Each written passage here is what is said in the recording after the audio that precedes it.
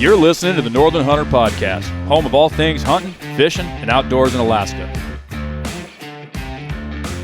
All right, everybody, welcome back to the show. I'm James Payne, and I'm joined here today with Northern Hunter co-founding members Dalton Gray. Hello. And Mariah Humphreys. Howdy. All right, I am very excited for this episode, and honestly, this entire time of year, because 'tis the season to be hunting bears. That's right. So I think this episode's airing on the 8th? So the bear baiting is right around the corner. The 10th. The 10th? Okay. Yeah. So we're going to be talking about all things bear baiting today. Well, maybe all things. We might not get to all things. Probably just the beginning stages of bear baiting. Yeah. But we're going to go in depth. So if you're excited or as excited as for bear baiting as we are, tag along. It's going to be good. You're not going to want to miss this one. I see what you did there. Yeah. See what I did there? Yeah. So before we dive into that, though, I wanted to point out a couple of things for mostly local hunters and anglers, actually, for this particular one. Let me get into my tabs here. So if you're looking at, there's been some announcements coming out recently, and I've been getting certain emails and kind of being kept in the loop on what's going on. I'm not going to go into super detail on it, but if you were trying to get out and go after some king salmon this year, it's going to be a hard year. I know the last several years have been really tough, and there's been a lot of emergency orders. And as of, I believe, March 2nd, they started rolling these out. There have been a slew of them coming out. So honestly, they're closing down entire areas of the Kenai River. They're closing down entire areas. Let's see, I had the list pulled up here. In one of these, let's see, they've got the Kenai, they've got the Northern Cook Inlet, the West Cook Inlet, Peninsula, almost all the Kenai Peninsula, the Deshka River, Anchor River, Deep Creek. I mean, there are a slew of emergency orders coming out right now that are either limiting the number of salmon you can catch to 1 or 2 in possession or caught in general. Or completely closing the fishing down. Wow. So if you're trying to plan a fishing trip this summer to get down there and get some fish, definitely be paying attention to this. Make sure you're going to Fish and Game's webpage and keeping up to date with all the emergency orders that are taking place. Does this just apply for residents? No, they've got emergency orders that dictate different catch limits and everything for both residents and non-residents. And typically speaking, the resident ones are more lenient. In a lot of these, I was looking, there's certain rivers where residents can keep 2 kings and non-residents are limited to 1. Yeah. But usually in the closures, it's just closed to everything. Right. So the good thing I was reading is there's also, they're implying limitations on bycatch for kings. So any kind of bycatch that's caught out in the salt water that gets mixed in with other fish in the net, they're not even, according to the new policies, they're not even allowed to take them out of the water, and they have to be released immediately. So that's going to help things, hopefully. The big reason, I mean, the salmon numbers have been having trouble for years now. Years and years. It's been a steady decline. It has, and anybody that's going after salmon as a steady food source that lives here knows that, and they've been well aware. Right. And there's so many different theories and different reasons on why that's happening. The bycatch is a big one. These commercial fishermen out there, especially down by Bristol Bay, they're just absolutely slaughtering them. And there's been a lot of work done by a lot of really great people to address that. There's even like a whole task force to follow it right now and make sure that people aren't taking more than they're supposed to or not reporting their bycatch is a big one. There's a lot of, I was listening a little bit. I didn't catch the whole thing, but there was a lot of fishermen, commercial fishermen that showed up to the fisheries meeting, and they were self-regulating their own bycatch and everything like that. So it's nice to see some people taking initiative and taking some accountability for their role in it. But I mean, the hard part is that the numbers have been getting so low that there's entire communities that live out in remote Alaska that have not been able to do their subsistence salmon fishing. Yeah. Right. Because a lot of people don't realize we actually are required to, there's a, what do they call it? The escapement contract or clause or whatever it's called. But okay, there's a certain number of salmon that we are contractually obligated to allow to escape into Canada through rivers that run across the borderlines. Okay. And so each river has its own individual escapement, basically level. So minimum. like, and you can look all this up on the ADF&G website. Let's see, the Togiak River has, between 120,000 to 270,000 is the goal. And some of these bigger rivers, the what is that, Kvichik River? I'm how you say that? I don't know. But it's 2 million to 10 million is what they're supposed to. Wow. So those are like the goal estimates that they can range, and it changes per year, I believe. But we're allowed, or we're required to let that many salmon escape. And so when the numbers of the runs are low, even if there's technically enough for Alaskans, we are required to allow a certain number to escape. Yeah. And so you can be watching the fish go by and you're not even allowed to take them. And I've talked to people. I work in a lot of areas of remote Alaska for my job, and I've talked to a lot of people that have been struggling out there. And it's just a really bad situation. So, I mean, if you are looking at trying to get your own, fill a freezer with some salmon this year, definitely pay attention to those closures. Yeah. And I mean, we really need to do something about these salmon numbers. I know there's a lot of people working on it right now, so it's definitely not a forgotten issue. I'm sure that's going to really affect the charter industry as well. Well, it will. It will. Not being able to take out tourists and whatnot. Yeah. Well, and the thing is, it'll change the pricing on even other species of fish because now they got to make up that money that they're losing. Right. So commercial industry. So I remember a few years ago there was a drop, I believe, in red salmon. And it was discovered that it had to do with a certain country across the bay. Oh, really? Across the pond. I don't. It's a big pond. Yeah, it is a big Does it pond. start with a C, a J, or an R? It could have been all three, but basically they just decided they needed a bunch of salmon and went out and caught all the salmon. Yeah. And so we had extremely low numbers, and it may have been like international waters kind of thing, or I don't remember. I just know they decided they needed a bunch of fish, and we didn't have any fish that year. And it actually may have been kings. I think that's when the kings really started struggling a few years ago. Yeah, I can imagine. And so, I mean, I think as much as America likes to look at ourselves and figure out what and talk about how bad we are, sometimes we aren't the issue. Right. Anyway, and I don't know. Well, and it's such a thing with like, I don't know if I can use the term, but scientists trying to play God, I guess. Yeah. Because you get a lot of these fisheries that are cranking out. Right. Basically cloned salmon, and they're not cloned, but they're produced in these tanks and then released. They're not cloned yet. Not yet, at least. Right. But they are altered. One way that you can tell, I believe they have a special fin on the back that is, I want to say it's not present. Don't quote me on that. I'm not the expert here, but there's a fin on the back of these salmon that either is or is not present if they're a fishery salmon. We're dealing with robot fish. The fish aren't real. They're robots. They are real. They're very real. They're genetically salmon, but the problem they've run into is that they don't, because they weren't spawned upriver, they don't return upriver. Yeah. And so they end up with all these fish that just stay out in the sound and out in the ocean in the salt water. Right. And so it doesn't help the salmon runs at all. Yeah. And it's just it's a long struggle that honestly a lot of it I think just comes from overusing the resource. I mean, we talk about that a lot on the show, is respecting the resource and taking conservation and whatnot. And I think especially with salmon and just kind of sea life in general. I mean, they were closing down the crab because the crab were crashing and they just couldn't sustain taking as many as they normally do out of it. Right. And I think there just needs to be a big focus on that. I think that there's a lot of greed that goes into harvesting these creatures that you don't really see with the moose and the caribou and things like that. Right. But when you're looking at something that's a food source there's people in the Midwest that want to eat salmon. Right. And so you got these commercial guys that come up here to catch them. Yep. And they'll ship them everywhere. And it's a lot of strain. So especially with the bycatch stuff, I mean, they're not even aiming for this particular species of fish. They just happen to swim in the same areas and be migrating in the same patterns. Yeah. And a lot of times that bycatch is not utilized.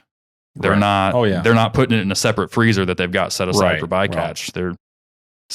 And that has a lot to do with the legality of it too. I've got a little information about bycatch actually. Yeah, I've talked to some guys that have worked on the fishing boats.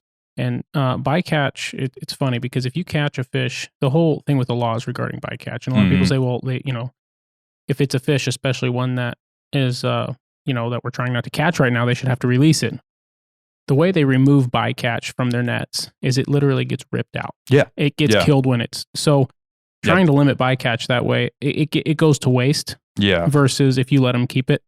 Well, and a lot of that with this new reg that I've been reading today, where it's limiting, they can't even take them out of the water. I don't even know how that's going to work, to be honest with you, because how do you ID it if you can't even take it out of the water? There's a, I can't remember what it's called. And these nets are not.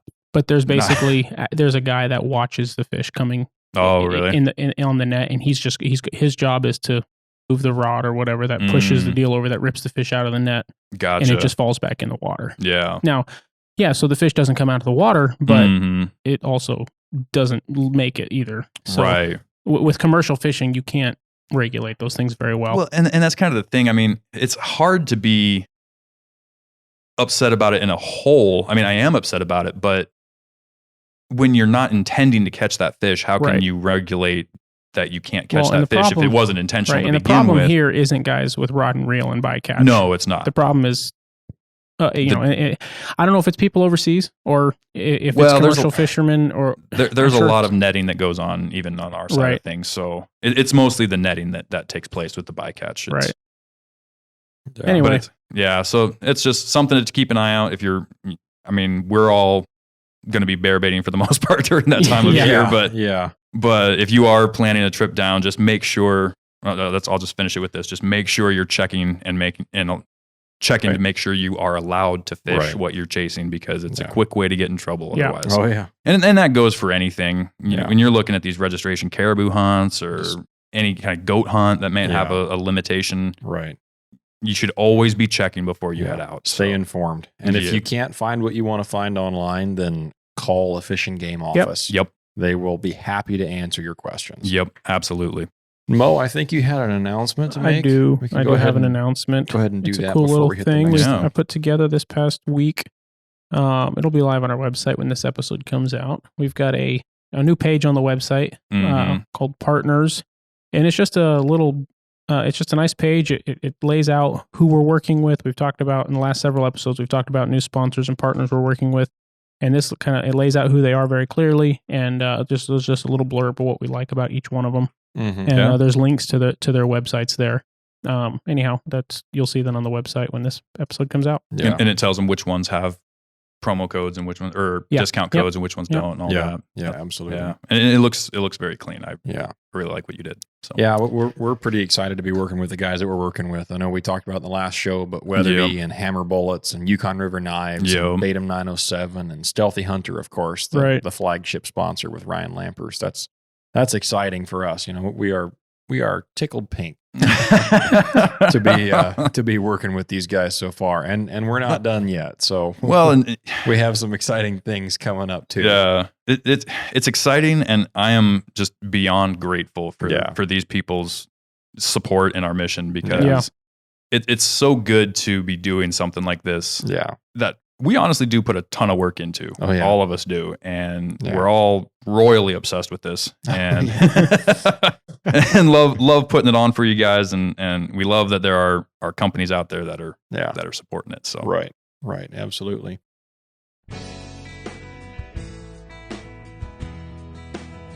All right, folks, I want to take a second to tell you about a product I found this last year and have absolutely fallen in love with.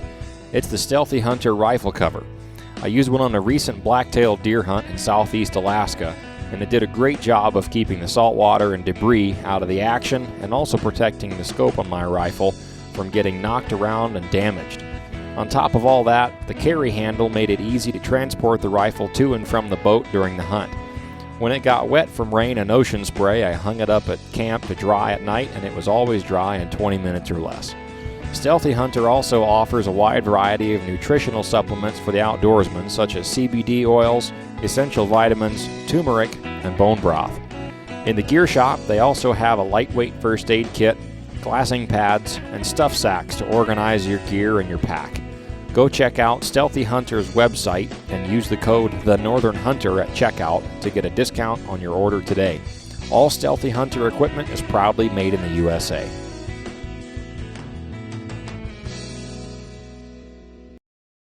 Well, I think the next thing that I wanted to kind of hit on here for our other news topic is 19C, the subunit 19C, which is the Western Alaska Range. Yep. Has, there's a new proposal out, and it looks like it's probably going to go through. It's the proposal is that non-resident sheep hunting in 19C will be closed for 5 years. 5 years. Starting this year. And that's starting 2023? Yeah. From what I've seen so far, I don't see anything that indicates that it won't happen. Everything I've read shows that there has been an 80% or more population decline overall in 19C over the last year or two. Man. And that has to do with horrible winter kill. Right. That is the majority of that decline in population out there. Now, for those that don't know, if you look up a map outline of 19C in Alaska, that is basically, for all intents and purposes, just north and directly west of Anchorage, out across the Cook Inlet, out west there, north of Lake Clark area of the state. And that has been a very popular and well-known area for sheep for the last number of years, and there have been a lot of great rams taken out of 19C.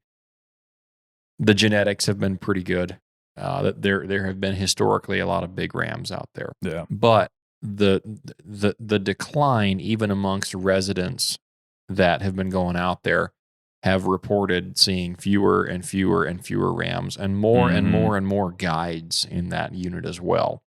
Now, because of 19C's geographical location, they're not that far from Anchorage. They're not that far from Palmer-Wasilla. So all these pilots down there in the Anchorage-Matsu area in the southern, I guess the proper term is south central part of the state. All those pilots have relatively easy access to it by airplane. Yeah. And that area, there is no road going in there. You can't get in there by four-wheeler. You can snow machine over there in the wintertime, and there's like Rainy Pass Lodge and a few other well-known lodges. And that's also where, I believe, correct me if I'm wrong, but the Iditarod goes out that way as well. I think it does. I'm pretty sure it goes through there. Shouldn't we know this? No, because I'm not into that. But well, here, how about I check? I've been on a dog sled before, but I'm not a musher. I don't know if I've ever been on one even. Anyway, 19C has been pretty popular for fly out guys, and that's made it a relatively accessible spot for outfitters to set up. Right, and that has resulted in consistently 80%. If not higher percentages of the rams that are shot in 19C are taken by guides. Yeah. Now, I'm not going to say a number here because I don't want to be wrong, but I can't find it. But at one point I read of how many guides were registered for 19C, and it was a staggering number. Really? It was incredible how many guides were registered for there. Yeah. And you have to think, that's just the outfitters that are registered for it. Every one of those, or most of those outfitters, have at least 2 or 3 assistant guides that work under them as a subcontractor that take clients. And each one of those guides will take out usually at least 2 clients a year. So if each outfitter is taking out at minimum 4 to 6 hunters a year, right? If you have 100 guides outfitted for that spot, you're not just taking out 100 sheep hunters a year that are non-residents. You're taking out potentially 3 and even up to 600 sheep hunters. Now that's obviously an extreme number, but I do have a few comparisons here that I found really interesting. Yeah. For the non-resident harvest numbers in 19C. So total killed in here's a nice. Well, here's a higher number. Total killed in 2018 was 118 rams. Non-residents were 79 rams out of 118, and that left 39 that residents of Alaska killed. Yeah, that's a substantial difference. That's a 2-to-1 ratio. Yeah, that is a crazy difference. Yeah. Last year, 2021, the number that I'm seeing here, non-residents killed 33 and residents killed 6. So there is a very... That's a huge decline just in general. Yeah, and so you can see this on this table here. 2018, non-resident 79, resident 39. 2019, non-resident 75, resident 39. And then you start to see it drop off. 2020 is 53 and 14. Yeah. And then last year was 33 and 6. And that's probably about the time they started having the really bad winters. Yeah. So 2020, a lot of people saw the winter kill really start to show up. Yeah. There weren't as many sheep on the mountain. There weren't as many mature rams around. Mm-hmm. And the lamb population was really suffering as well. And some people brought that to the attention of the Board of Game and offered up some proposals that got rejected because, well, sheep have bad winters all the time. Mm-hmm. That's not a reason for a closure. And then 2021, it happened again. And that's where we're at with this proposal now that the Board of Game is very likely going to approve, where they're going to close it down for all non-residents for 5 years.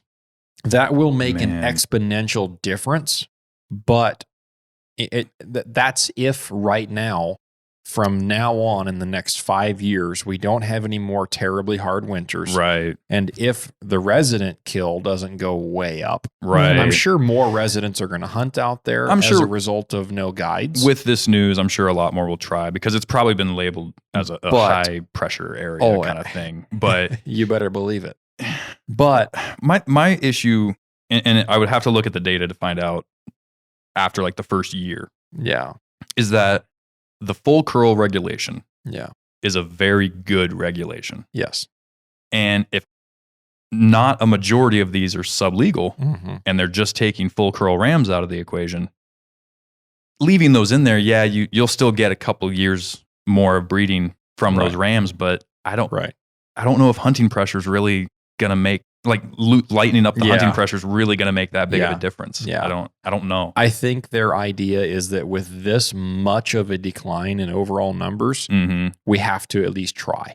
Yeah. And we'll just see what happens. We're kind of at that drastic measure point. This is the point where there are so few sheep out there in 19C right now as a whole. Now, there are pockets that still have a decent number of sheep in them. But those are areas that most people can't get to or that get overlooked. And you better believe that in the next 5 years, residents are going to find those pockets and they're going to hunt them. Yeah. But to me, yes, I agree with you that the full curl regulation is very propagating. I don't know if that's the right term to use for that, but it's close enough. In and of itself really does a lot for the management of that species. Because by the time a ram is full curl, generally speaking, he's of age, he's at his peak or he's just past it, or 8 years old. And we talked about this several episodes ago. Yeah. The sexual age of a ram when he can start to reproduce 1.5 is a year and a half. So by the time he gets to 8, he's had a good while and he's already done his deed multiple times over. Yeah. So by killing an 8-year-old or older ram, that you're not taking as much out, but I think they're trying to say with this shutdown proposal, well, let's see how much more of a difference we can make by giving them all the time they need. Right. Rams are going to die of old age in the next 5 years that are 8, 9, 10-year-olds now. I mean, even 6-year-old rams this year are going to die of old age before non-residents can hunt them again. Right. Yeah. You know, barring that this doesn't get reopened early, if they just explode all of a sudden, well, then they're going to look at this from the other side of the coin and say, now, wait a second. We've been saying that hunting pressure doesn't make any difference. Now we close it down for 4 or 5 years and the ram population has exploded. Right. And that's going to be a whole different conversation. Yeah. Because now they're not going to want to relinquish that control. Right. Which is what the sheep hunting community has been afraid of for years. It is. Because even in areas like 20A, which is, by the way, on a very steep decline right now itself, outfitters are refunding down payments on hunts. Yeah. Because I'm sorry, I don't have any sheep for you to kill. Yeah. Or they've just decreased their number of clientele to 2 or 3 for a season on an outfit that would usually take 10 to 15 sheep hunters in a year. Right. 20A used to be a great unit. And I think we talked about this too. It's come and gone. It has over the last 50 years or so. Yeah, exactly. And you know, that happens for, I mean, really, any animal that I can think of in Alaska goes through major swings with the exception of bears and mountain goat don't seem to be as susceptible. Right. But and people freak out about the caribou all the time too. Caribou, Dall sheep, black-tailed deer, they all go through their swings. Yeah. You know, that's just part of it. That's the life cycle. cycle. It's such a big state. It's not like a lot of the lower 48 where they can manage a whitetail population and just keep kind of a set number of deer. Yeah. As long as there's nothing like, coyotes moving in or something crazy that happens. Right. Because it's a small area. There's a lot more people to hunt that area versus up here. There's no way we could manage those populations that closely. Right. Yeah. So anyway, it's just really interesting to see that they have finally taken a step in this direction because, like I said, the sheep hunting world has danced around with being very opposed and then being for it and then they're against it because, like I said, once you relinquish control in this manner, it gets really hard a lot of times to get it back. Well, and you pointed out the example with the Chugach Mountains and the sheep hunting down there that shut down for, what was it supposed to be, 2 years? Well, so 2 to 5, and then it never reopened. That was, I believe what I was talking about there was when that was made a park. Oh, and that okay, was gotcha. in 1980. Mm-hmm. But as far as I'm aware, the original plan was to maintain a huntable population and give out tags for that. And now they give out 1 or 2 tags per subunit down there. It's basically a once-a-lifetime tag. Yeah, essentially. Yeah. And you have like a 0.2 something % chance to draw it. Yeah, never going to get it. Now, I find it interesting what they did with this because I know for a fact there were a lot of other proposals put in that didn't shut down the hunting for non-residents. It just limited it to a certain number of tags per outfitter. The other proposal that I saw said that they proposed giving 20 draw tags to non-residents. Okay. And then leaving it open to residents. Right. And they didn't let that happen. Yeah. They said, no, we're just going to close it down. I am happy that they did take the route of leaving it open for residents versus closing it down entirely because I know that was on the table too. Right. They had discussed that. Yeah. And I am all about bringing people up and let them experience Alaska. And it's an amazing place. It's outside people coming into Alaska. Not only is it great for them that they get to experience it, it's great for the economy. Yeah. The Alaskan economy. Yeah. These hunts are very expensive. Right. And that brings in a lot of money for a struggling Alaska anyways. Yeah. But if you're going to limit something, at least let the people that pay the rent of dealing with the winters go hunt it is, I guess, how I would look at that. Yeah. We kind of, it's, when you deal with the -40 for long enough, you kind of earn the right. So, right. But it's cool to see them taking some action. My question, and my immediate question when I read this is a lot of these sheep hunts get booked years in advance. Yeah. So did you read along any of your readings with this, if they have any kind of policies in place for the guys that already booked their hunts for 2023 if they're planning on putting it? I have not read anything about that. Man, what would that do? I mean, that. So I actually know of someone that had a sheep hunt booked for this fall. Really? In that area? In 19C with a very well-known outfitter. And the outfitter called him and said, hey, I've heard some rumors. I got to give you your money back here. Yeah. And that's where your money management as an outfitter comes into play. Right. Don't spend your deposit money. I think that goes without saying. That way, in this kind of event, you can give it back. You can refund them and do the right thing and not just hold on to it and say, all right, well, I'll take you in 6 years. Right. Yeah. Well, I mean, from a guide's perspective, I mean, what does an outfitter do in this kind of situation? Do you think they'll just let them pick a new area and make that registration process kind of streamlined for them? Yeah, the hard part about 19C is it's in a region of the state. You know, that whole south central Wrangell, Chugach, and western Alaska range does have, traditionally speaking, has had a lot of sheep to hunt. Last year, the total number of sheep hunters in 19C was only 97. And that was 58 non-resident and 39 residents. So the pressure has gone down as people have realized, look, there's just not as many sheep here. Right. And I know of a few outfitters that have, like you mentioned about the bycatch, they have self-regulated based off of what they've seen in their particular areas that they hunt. Right. They say, look, I only have a couple of rams that look like they're going to be legal as they're out flying in July. So maybe this year we're only going to take out 1 or 2 hunters.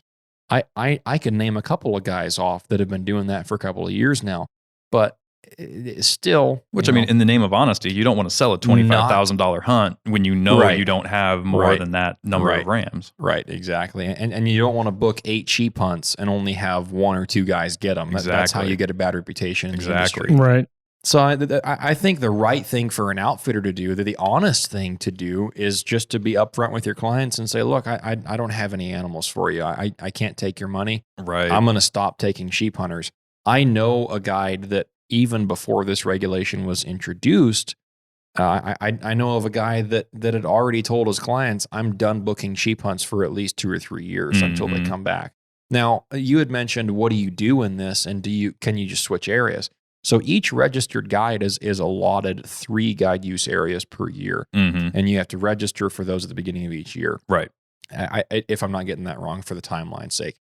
But once you're an outfitter / registered guide, you have to take a test for each game management unit that you want to outfit in. Okay. And then within that game management unit, it's blocked up into guide use areas. And so you can have up to 3 to your name per year. So for guides that already registered that game management unit and that guide use areas, if they put all 3 of their guide use areas in 19C and all they were going to do is sheep, then they're screwed. Yeah. Because now that, now that being said, you can still take hunters in there.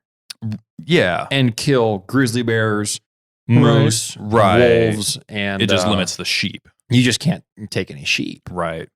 Which I was just curious if for the specific sheep guys, that if they were planning on doing any kind of a streamlined kind of relocation project, because that's your livelihood, man. Once you lock in your guide use areas, I don't believe that's something you can change. And if somebody out there is listening and hears me and this is wrong, then write in the show and let me know, and we'll correct it in the next episode. I would hope that if they're doing an emergency order like this, that they would create an avenue for them. So here's where I was going to go with this a second ago, and I just lost track here. When I mentioned at the Wrangles and the Chugach and 19C, that whole band along the south central area and even stretching east over into the Wrangles, the Chugach and the Wrangles, there is a lot of parkland and preserve land, and there's a lot of federal restrictions on how many outfitters are even allowed to be in those particular units. So not everybody can just get an outfitting permit. There is a very, very successful outfit in the Wrangles that I won't name, but he's on an exclusive unit. He's the only outfitter in there. So it's not like you can just pick up your shop and say, all right, well, we're just going to move to this unit this year. Even if you could switch game management units mid-season, or I'm sorry, mid-calendar year before your season starts off, now you're in a brand new area, possibly. Yeah. There might be 2 other outfits that have been there for the last 25 years that are going to be not too happy to see you in their area. And you're going to be trying to shoot the same animals that they are.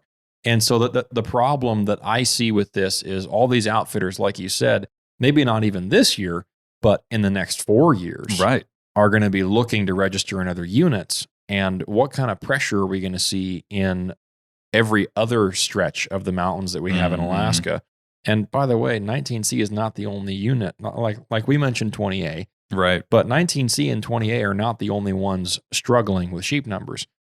And then you look up at the Brooks Range with the federal land closure up there. There's a lot of land up there that's locked up right now with closures. So I don't want to make it sound like a doom and gloom podcast about sheep hunting opportunities, but the window has gotten a little bit smaller. It has. And if you're planning on coming to Alaska and hunting an over-the-counter Dall sheep hunt with an outfitter, you better book your hunt now, because there is zero guarantee that next year, if we have a catastrophic freezing rain winter and we get 200 inches of snow, which might happen. Yeah. It might not. It probably won't, but it could. Well, the way the last several winters have gone, it wouldn't surprise me. We have had such erratic winters in the last couple of years, warm and very little snow to just absolutely freezing cold for a month and a half nonstop. It doesn't get warmer than 20 below. Or super late cold. Or, yeah, exactly. A very late spring breakup where the snow stays on the mountains longer. That's really hard on the sheep.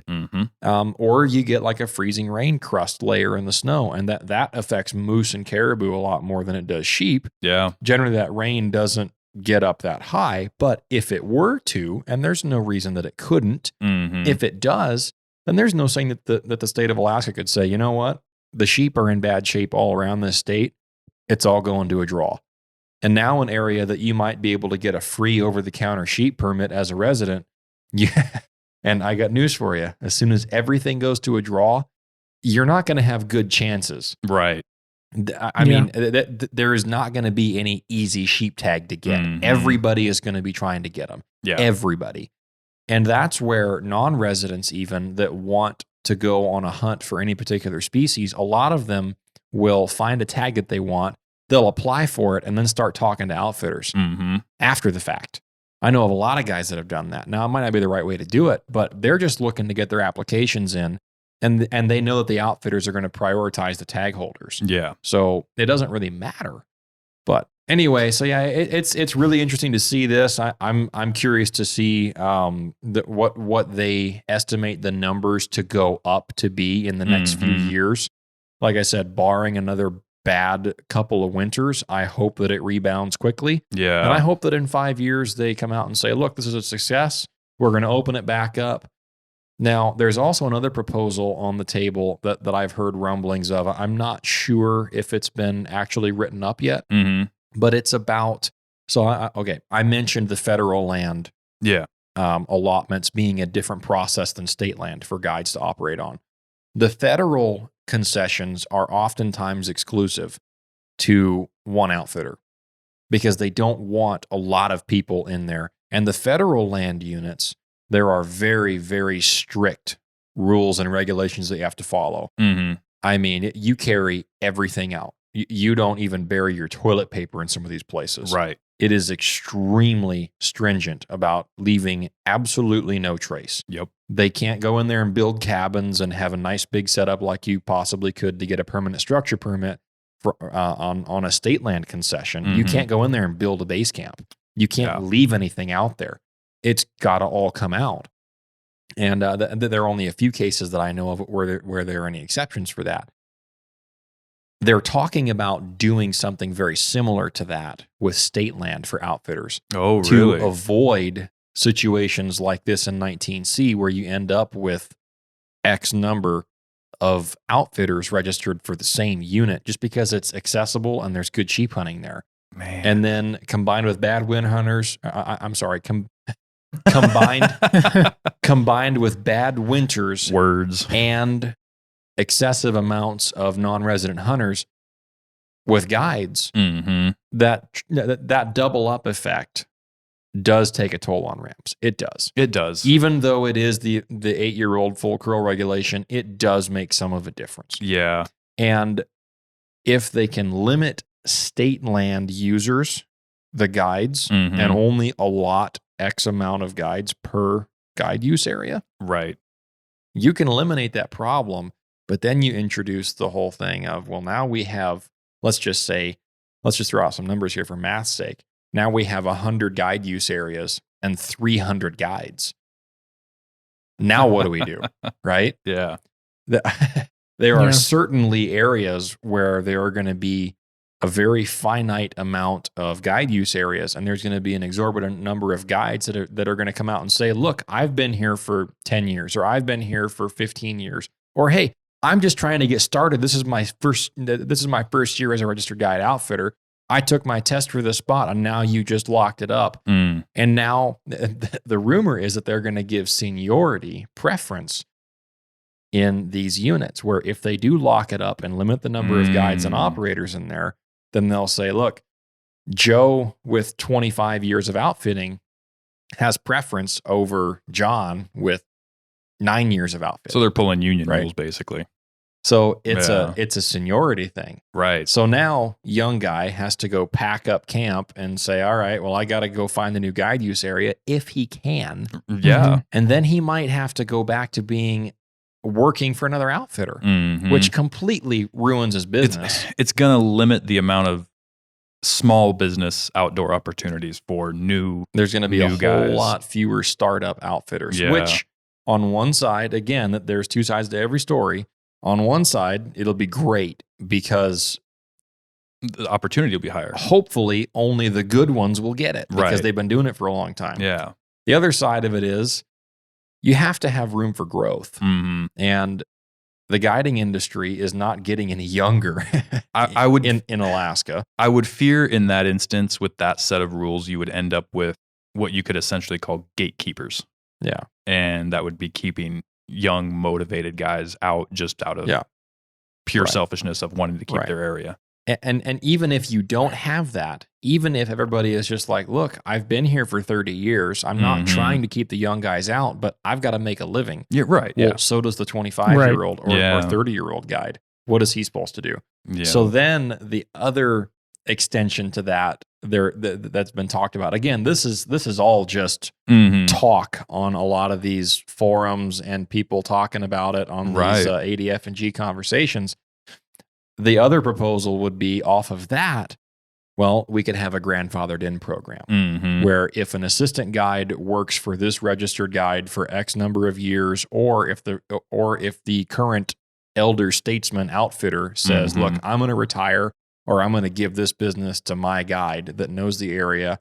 I'm going to write a letter of recommendation to the board of game, and then that'll allow the young guy to get it after the old guy moves on. Yeah. Right? Yeah. Kind of an heir kind of thing. Yeah. But again, there's a problem with that because what if you don't work for that guy? Right. And you really want that spot? Right? So it's going to create a lot of competition. It opens a whole new can of worms that Alaska has not seen on state land ever. Yeah. There's never been this kind of thing. Well, and the problem with it is that you get two extreme sides of the, I don't know what you call that, a scale.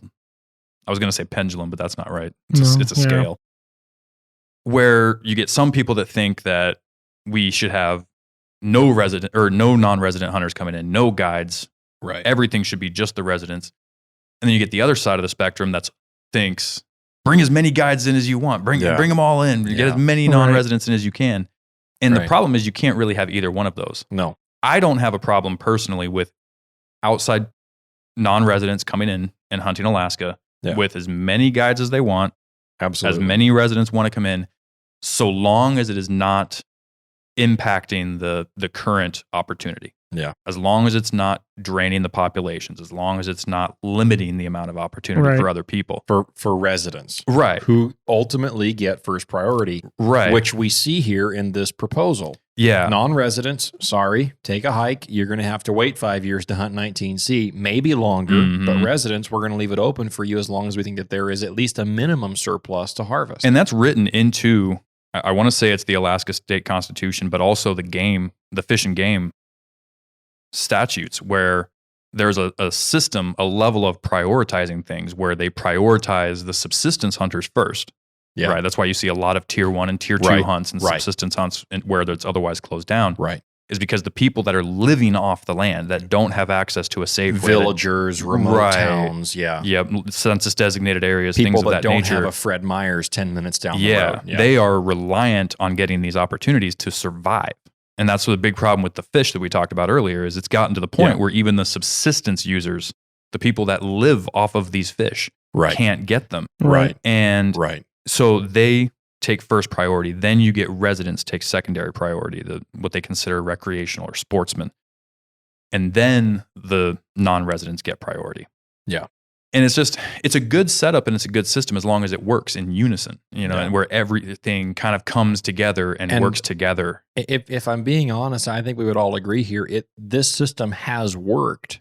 It has, yeah. Until the most recent ebbs and flows of wintertime. Winter is the ultimate decider of populations up here. Yep. I think we all agree with that. Right. If there's a really, really bad winter, there are going to be a lot of different ungulate species that are going to suffer from that. Yeah. And then we have to adjust our harvest numbers accordingly. If we don't, if we just ignore that, then there will be problems and we will overharvest. Mm-hmm. And keep in mind, the wolves and bears are going to keep on eating. Oh, yeah, they are. And if we keep shooting and the wolves and bears keep on eating and the winters kill more than normal, then eventually things are going to get out of balance like we're seeing right now. Right. So I'm going to springboard off of that and lead into predator management. Just because sheep hunting, and this goes for residents too, just because sheep hunting is bad in a particular area, go on a sheep hunt for bears. You strap on your backpack, take your ultralight stuff, and just head into the mountains and go shoot bears and wolves. Grizzly bears, black bears, go kill wolves. Go out in the wintertime and do some predator calling and kill some wolverines if you can out in the mountains. Right. It might not be a lot, but it's certainly not going to hurt anything. What is the number one predator on sheep? Well, outside of winter, I know golden eagles kill a lot of them. Really? I remember you telling me about Killing that. Golden eagles, Yeah. golden eagles kill a lot of sheep. Well, we can't do anything about that. in certain parts of the state. What about I imagine it's probably grizzly bears and wolverines for. Grizzly bears kill a good number. Wolverines do kill some, but wolves kill a bunch of them too. Really? Oh, even though, Oh, yeah. I mean, I guess they get pushed down with the snow. Oh, yeah. Wolves take a toll on sheep. Yeah, Absolutely. they've got to come down at some point. I've And, seen you know, sheep sign in shockingly low places. Yeah. Again, predators are not discriminatory of age class of rams that they kill. They don't just kill rams. They're killing ewes and lambs. They're killing the easy ones to get. Yeah, at. those are the easiest ones to get to. Right. I've hiked and climbed in wild places within 20 yards of like 5 or 6 ewes and rams. Just because I tried. Yeah, ewes and lambs. Ewes and lambs. Yeah. Sorry. Yeah, no, not rams. There may have been a few rams in there, but they weren't very big yet. Little banana heads. Right. Yeah. That's a great way as users of this resource, when you see things get out of balance, you can take it upon yourself, and Alaska's regulations afford us that ability. They do. We can get out there and kill predators all year round. Pretty much. All year around, there is some kind of carnivore that is in season in almost every unit, if I'm not mistaken. And There's believe it or something not, even coyotes can be a menace to some of these ungulate species. Yeah. And so even if you just have the opportunity to go shoot a couple coyotes, do it. We don't have the problem that the lower 48 does with coyotes because we haven't much. killed all our wolves. That's why. But there are a lot of stories when you talk to fish and game guys about coyotes taking down. I've heard a few stories about a pack of coyotes taking down a moose. I'm sure. Taking down a calf. Yeah. I wouldn't put it past them. I've heard of them taking down horses and cattle in Delta. Really? Yeah. Wow. Talked to a couple people that live down there. I guess they do it down south. Why wouldn't they do it up here? That's true. Yeah. If you get enough of them. They're small, but they're not formidable, I guess that's the word. If you get 5 or 6 40-pound coyotes, that's some trouble, man. And there's some arteries low on the legs. They can nip at those arteries and they know where they are. So if they get to the underside and get to the family jewels, then, that's that'll take them down. Honestly, though, you watch videos of them killing elk in Yellowstone. Yeah. I'm sorry, not Yellowstone, but I've seen multiple videos of coyotes killing elk and other species, and they'll go for the soft undercarriage. There's a lot of like you said, there's a lot of arteries down there. That's where the wolves go for. Yeah, exactly. Did you notice I said wolves? You know what? A couple episodes ago, you said woof multiple times, and I just let it go. Well, I'm going to go back and forth. You know what? It's part of what makes you uniquely you. Just in case nobody knew it was you talking. Yeah, right. If my high-pitched voice didn't give it away. It is your First Amendment right to say woof or wolf. So say whatever you want. All right. Well, anyway. Right now it's wolves, but it might be wolf later. Yeah. Well, and the reson we harp on it so much is because there is a lack of people doing it. Yeah. Overall, of predator management. The grand majority, not of people saying wolves, but But yes, predator management is that there's a large majority of people that just don't seize those opportunities when they're given, whether it be bear or wolf or coyote even, or whatever pops out in front of you, the predator of opportunity. I don't think enough people just go on dedicated bear hunts anymore. I think too many people don't shoot predators. Especially in the interior. This is personally, I think if people just shot the predators they had an opportunity at when they were hunting ungulates, there'd be it would put the hammer on the predator population. Oh yeah, it really would. Yeah, I mean, and they should do it with hammer bullets too. But I see what you did there. Yeah. But no, really, like if I've taken two wolves, and nice. I've taken two, and both of them were during moose season. Yeah, it was 1 year after the other. Wild moose hunting, yes, And you know what? You know when we started seeing more moose? After I shot the wolf. Yeah. Because the pack moved off. Exactly. Yeah. And that tends to happen. A lot of people don't shoot or a grizzly bear or a wolf because they're afraid it's going to scare the moose, but that's not the case. Yeah. Right. Especially if you're caribou hunting. I mean, you'll see grizzly bears a lot out there. Yeah. I mean, and wolves too. So make sure they're legal. Who was the old writer? Was it Frank Glasser that used to shoot golden eagles? I can't remember. I don't remember him talking about that in his book. I don't know. I don't know if that was in his book or not. I know of some old timer that, from back in the days. I think it was even pre-statehood. That more than likely. Yeah, very likely. That they were shooting golden eagles because they noticed that they were going after sheep, and he thought, well, if I shoot bears and wolves and wolverines because they're killing my sheep, then why wouldn't I shoot these big birds? Yeah, I've seen a number of golden eagles sheep hunting. I've watched videos of it. It's pretty gnarly. Yeah, it's crazy. And some of these golden eagles are absolutely huge. Yeah. Huge birds. I mean, you got to think people use birds for deer hunting down the lower 48. They'll grab a lamb and drop it off a cliff and kill it and then go down and eat it. Yep. No big deal. Yep. They're huge animals. Have you ever heard of one attacking a larger? I have. Okay. I have heard of My them curiosity killing was just caribou. piqued. What? Oh, yeah. I meant like a larger sheep. I've never heard. I thought you meant I was talking like a large ewe or ram. I've heard of golden eagles killing caribou. I haven't seen it, but I can't name his name on the podcast, but I have a story about a couple golden eagles killing a full-grown mature caribou. Can we have him on the podcast? Unlikely. And then I've also heard, and you're not going to believe this, I've also heard of ravens killing caribou. Swarming in, getting to the eyeballs, and killing a caribou. As unlikely as I bet it happens often, I could definitely see it being a possibility. Especially on a wounded animal. As smart as they are, ravens are incredibly smart. Yeah. They are insanely intelligent birds. They can be birds. Trained to talk in captivity. They'll barter with you. Really? They will actually barter with you. And like if they figure out you want, like they can, there's been people that have trained them essentially to bring them certain rocks. Okay. And then they'll exchange the rocks for food. And then the ravens will habitually come back and bring rocks like a vending machine. Yeah. And barter with you. Interesting. And there's been puzzles that they've made them solve. I mean, the studies on these birds is insane. And okay, so here's a situation that we've all been in.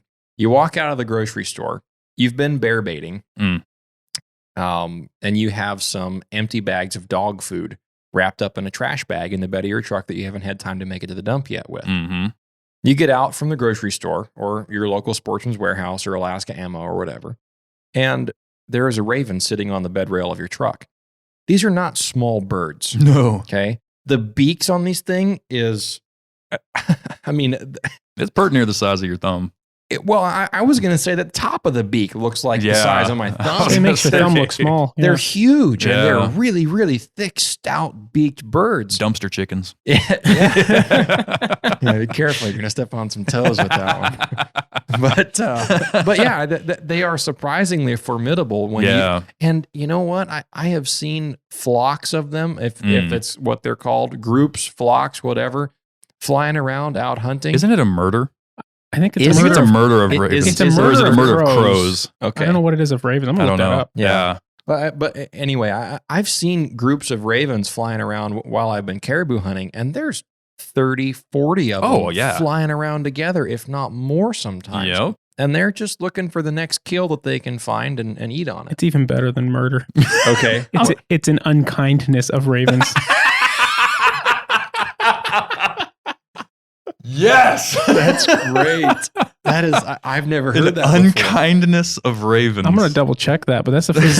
Yes, it is. It's an unkindness of ravens. It's a murder of crows or an unkindness of ravens. And I mean, it makes sense with the way their call is very obnoxious. And unkind. Yeah. If you ever been in a tree stand at a bear bait and had ravens sit and eat at your bait pile for a while, they get extremely annoying to listen to. I've heard some that sound like screaming children. Oh yeah, it's freaky. Yeah, they make some weird noises. Yeah, weird noises.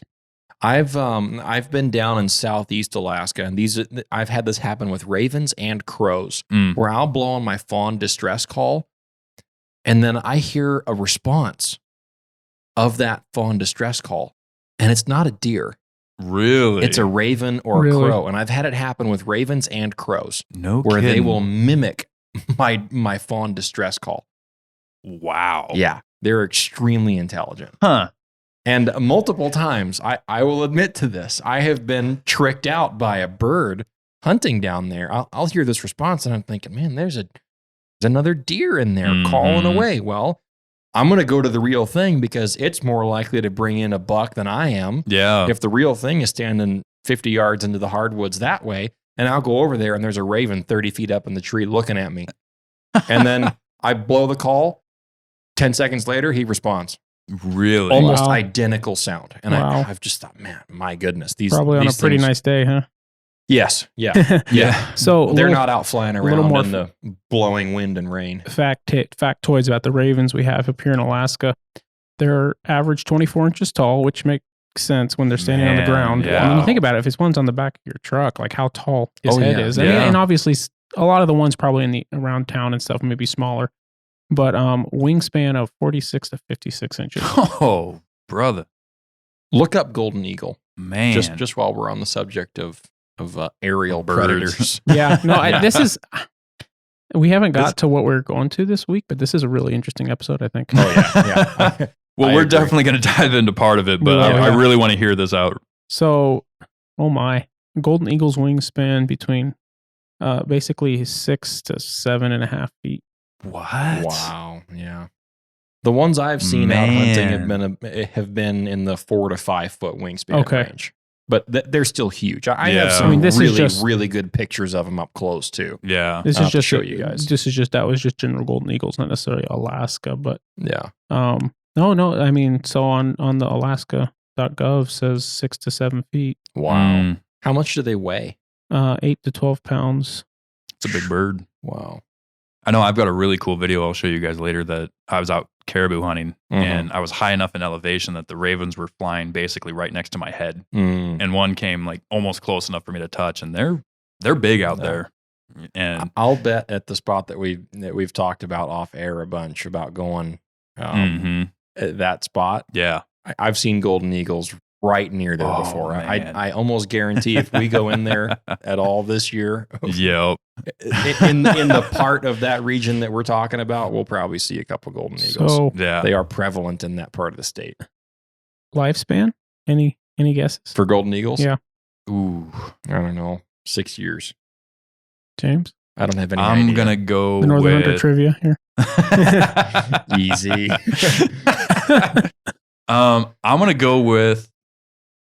I'm just going to go with an average dog lifespan, 10 to 12. This says up to 32 years. What? Yeah. Whoa. So these things have a long There's ravens time as to old as get me? Smart. Right? Wait a minute. You're talking about golden eagles or ravens? Golden eagles. Oh, golden eagles? Wow. Man, really? 32 years. Yeah, I mean, even it lists small mammals, birds, reptiles, occasionally larger mammals such as doll sheep. I know that... no. Yeah, it says up to 32 years. Wow. I know that for a fact. No, golden eagles. I'm talking. Doll sheep is listed as a prey. Oh, as prey. Yeah. Food species. All right. Sorry. So I know for a fact there's. There ain't no way. I don't know if it's parrots or like parakeets or one of those. Colorful.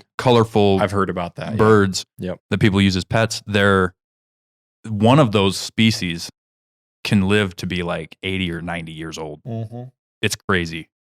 They're like, you can get a bird that'll outlive you. Yeah. I've heard that on another podcast. I heard that someone bought a parrot of some variety in their 50s. Yeah. And their adult child now has the same parrot that dad had when he was an adult. It's insane to think of a bird living that long. Yeah. No, it's crazy. But ravens in Alaska, it says up to 50 years in captivity, like under human management. Raven. Yeah. Though in the wild, it says it looks like around 20, 25 years. Still, can still be pretty common. My goodness. Wow. Well, anyway, that's insane. So, and I say they mate for life. So I was going to say the segue earlier about predator management is what we were kind of going to lead into that's what we're going to. With planning a bear bait. Well, before we get into that, I wanted to say that the reason we are bringing up things like you had mentioned, a lot of the things you were talking about were proposals, were things that people are talking about doing. Yeah. And so, and you were very good about making sure that was known. I really like that we're talking about that, and I really want to continue talking about that. And so, for our listeners, you can look forward to hearing about that, because the information that people are proposing to the game regs and things like that is public knowledge. It is accessible for anyone in the public. But you have to go to like a very specific place to find it. And a lot of people don't do that. Yeah. And so a lot of times when these things get passed, it gets voted in and nobody even knew what was happening. And I think it's really cool to talk about that stuff on a show like this, where people get to hear it and hear. There's other ones that I wanted to talk about, but we're not going to get into that today. That'll be another episode. But for sure, I think it's really important for people to pay attention to what's going on with the regs. I think it's really important for people to pay attention what's being proposed, to kind of see what the culture looks like. In the hunting regs world, and what's kind of coming down the pipeline, I guess, in the next several years, to keep aware of that. And I hope everybody's getting involved in that process. So absolutely. But it's a perfect. All right, folks. We all know that one of the most common mishaps in hunting is damage to your rifle scope. Last year, I found the solution to that problem with the Stealthy Hunter rifle cover. It wraps around your scope and actions securely to protect it from getting knocked off of zero or even severely damaged. Stealthy Hunter also has a glassing pad and a wide variety of supplements for the outdoorsman, such as protein powder, CBD products, turmeric, and gut health supplements. They also make a lightweight trauma kit weighing in at just 14 ounces that includes everything you need and nothing you don't for all of your backcountry medical emergencies. To shop all of their equipment and supplements, go to stealthyhunter.com and enter the discount code at checkout, The Northern Hunter, to save on your order today. All Stealthy Hunter equipment is proudly made in the USA.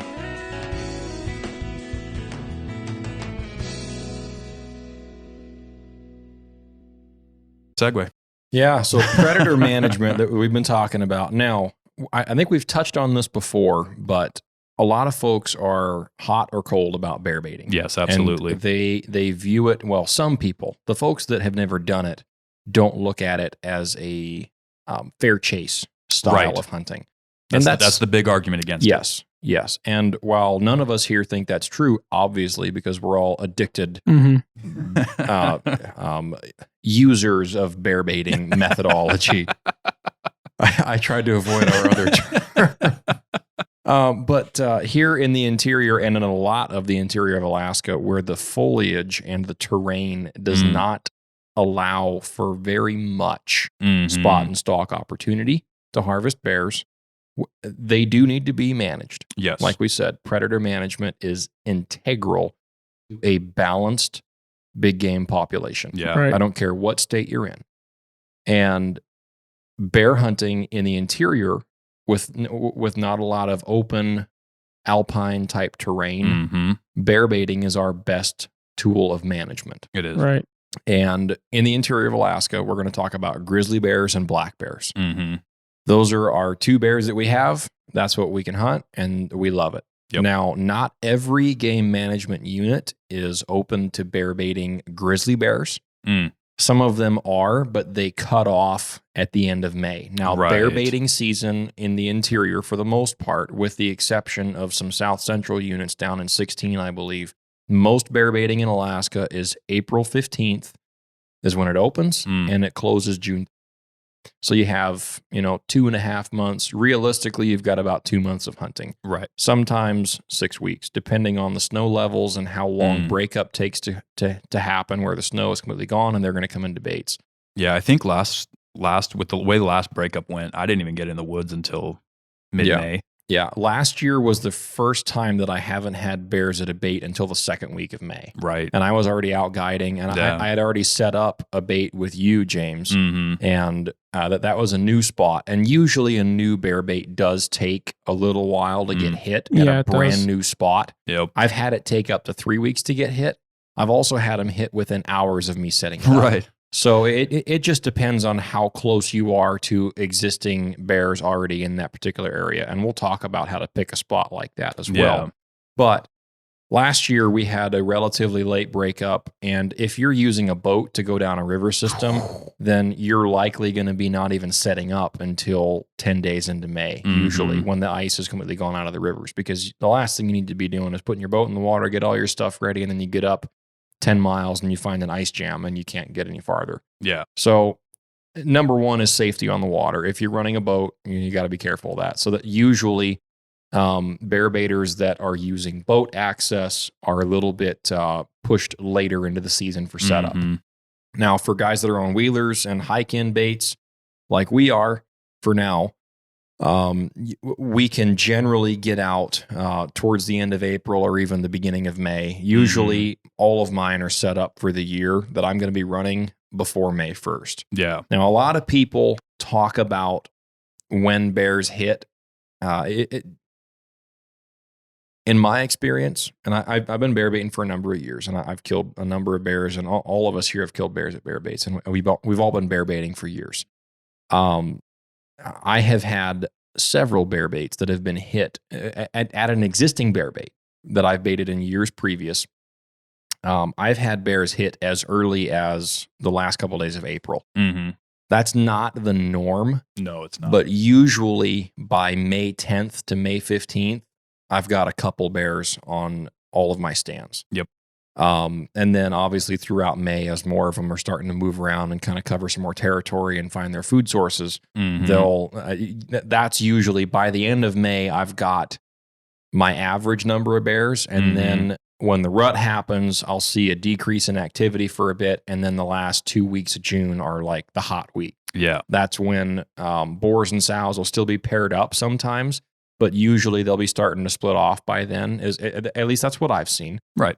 And that's when a lot of them, it's post-rut, they're done, they're tired, they're exhausted, they're hungry. Yeah. And they come back and they just gorge themselves. And they live at those bear I was going to say, that's when year. you get those bears that sit and they just stay there and they'll even sleep next to the barrel. 6-hour bears. You'll get into a bait and it'll be demolished and you'll think, man, I've got 5 or 6 of them, and it might just be one that's been there for a day eating. Yeah. And he's probably not far if that's the case. But anyway, so bear baiting is a great tool of management. It's a lot of work. There is no small amount of effort. Right. We used to joke and say that we that our bear bait bears were $1,000 kills. Well, with the gas prices and with the inflation that apparently doesn't exist according to our government, we're not going to get into that. But with the cost of everything now, with fuel and dog food and components, Batum 907 products that we work with, everything goes up in this economy. And so now it wouldn't surprise me if we put well over $1,000 into each bear that we kill, especially if we only kill 1 or 2 in a year, right? Yeah. So anyway, we're going to talk a little bit and just lead into just setting up a bear bait, picking a spot from zero to getting one into the woods this spring. Right. So I'll let you go ahead and kick Well, I was just going to kind of go into a little bit about what a bear bait is. Because like you'd said, there's a lot of people that just assume it's super easy, assume it's just a gimme kind of hunt. And the reality of the situation is just so polar opposite of that. Yeah. The amount of planning and effort and work that goes into a bear bait. It is completely unbelievable that people would think that's not bear chase. Because, like you said, in a lot of these places, it's way too thick. It's way too covered up to be able to spot and stalk. But these bears still need to be managed. Yeah. Their favorite food in the spring is moose calves. Oh, yeah. And there's a particular point in the baiting season where you're going to see a drop off or even a lack of activity at your bait because the moose calves are dropping and they're going to catch those, or they're going to literally sit in the bushes and wait for that calf to drop and run out and take it from the mother. Yeah. I've seen it happen. Yeah. And without the ability to bait them, that would become out of hand. Oh, and we're already struggling with some of the moose numbers due to even like what we talked about with the sheep, the winter kills and things like that. There's a guy I know that used to be a biologist for Fish and Game, and he was a part of a huge project a few years back. Yeah, about tracking bears, and they would helicopter around and tag some bears. He said that if Alaskans knew the density of bears, a lot of people would quit going out. Yeah. Because we really don't have any clue how many bears are in the state. There are thousands thousands of bears. I believe even just grizzly bears, the estimate is north of 35,000. Wow. So, yeah, it's dense. That's incredible. But the basics of what we mean when we're talking about a bear bait, for those that don't know, or for those that are opposed to them, which usually means you don't know much about. Not to be offensive. Yeah, but it's the truth. Yeah. Is we're going into specific areas that we have scoped out and scouted and figured out that there are bears in these areas, or at least we hope there's bears in these areas. It looks like a likely place for bears, and we'll explain what that means. Yeah. And setting up food for them. Yeah. Basically. I mean, it's pretty self-explanatory when you think about it. Yeah. But the amount of strategy that you have to imply when you're presenting a bait for bears, particularly, because I really want to dive into understanding bear behavior for a lot of people. Yeah. Because they're not, and I'm not bashing people to do this, but it's not corn piles for whitetail. Yeah. It's not, they're not just going to wander in without any caution and go eat at the corn pile. These things are skittish, for one. They're very caution based. They will circle a bait a ton of times before they ever commit. Some do, yeah. Some, yeah. And you have to do a lot of work and a lot of strategizing to get them to commit and to get them to come in. And it takes a lot of establishing that bait. Yeah. And it's hard for me to understand the viewpoint of people that won't even give it a try. Well, I think a lot of it is just, I mean, you think about it. If I was going to describe bear baiting very, very quickly to somebody, and I said, I just, I take some dog food, throw some grease on it, throw some scent out, throw a tree stand up, and I go kill a bear, which is the short and fast of it. But, I've done that and not put good scent out and in a spot that's a couple miles from a spot where I know there's, where I've had a dozen different bears on in a week and had nothing hit it because I didn't take the time to put proper scent. Yeah. Right. And so, I mean, when it comes to, and I put a tremendous amount of work into it. Oh, yeah. Still. Yeah. I put a tremendous amount of work into bear baiting last year. I mean, you say $1,000 bears, but I didn't get a bear last year, and who knows how much money I spent in fuel and bait and not last year, but cameras eaten, like. Yeah. Right. Now, just a quick side tangent here.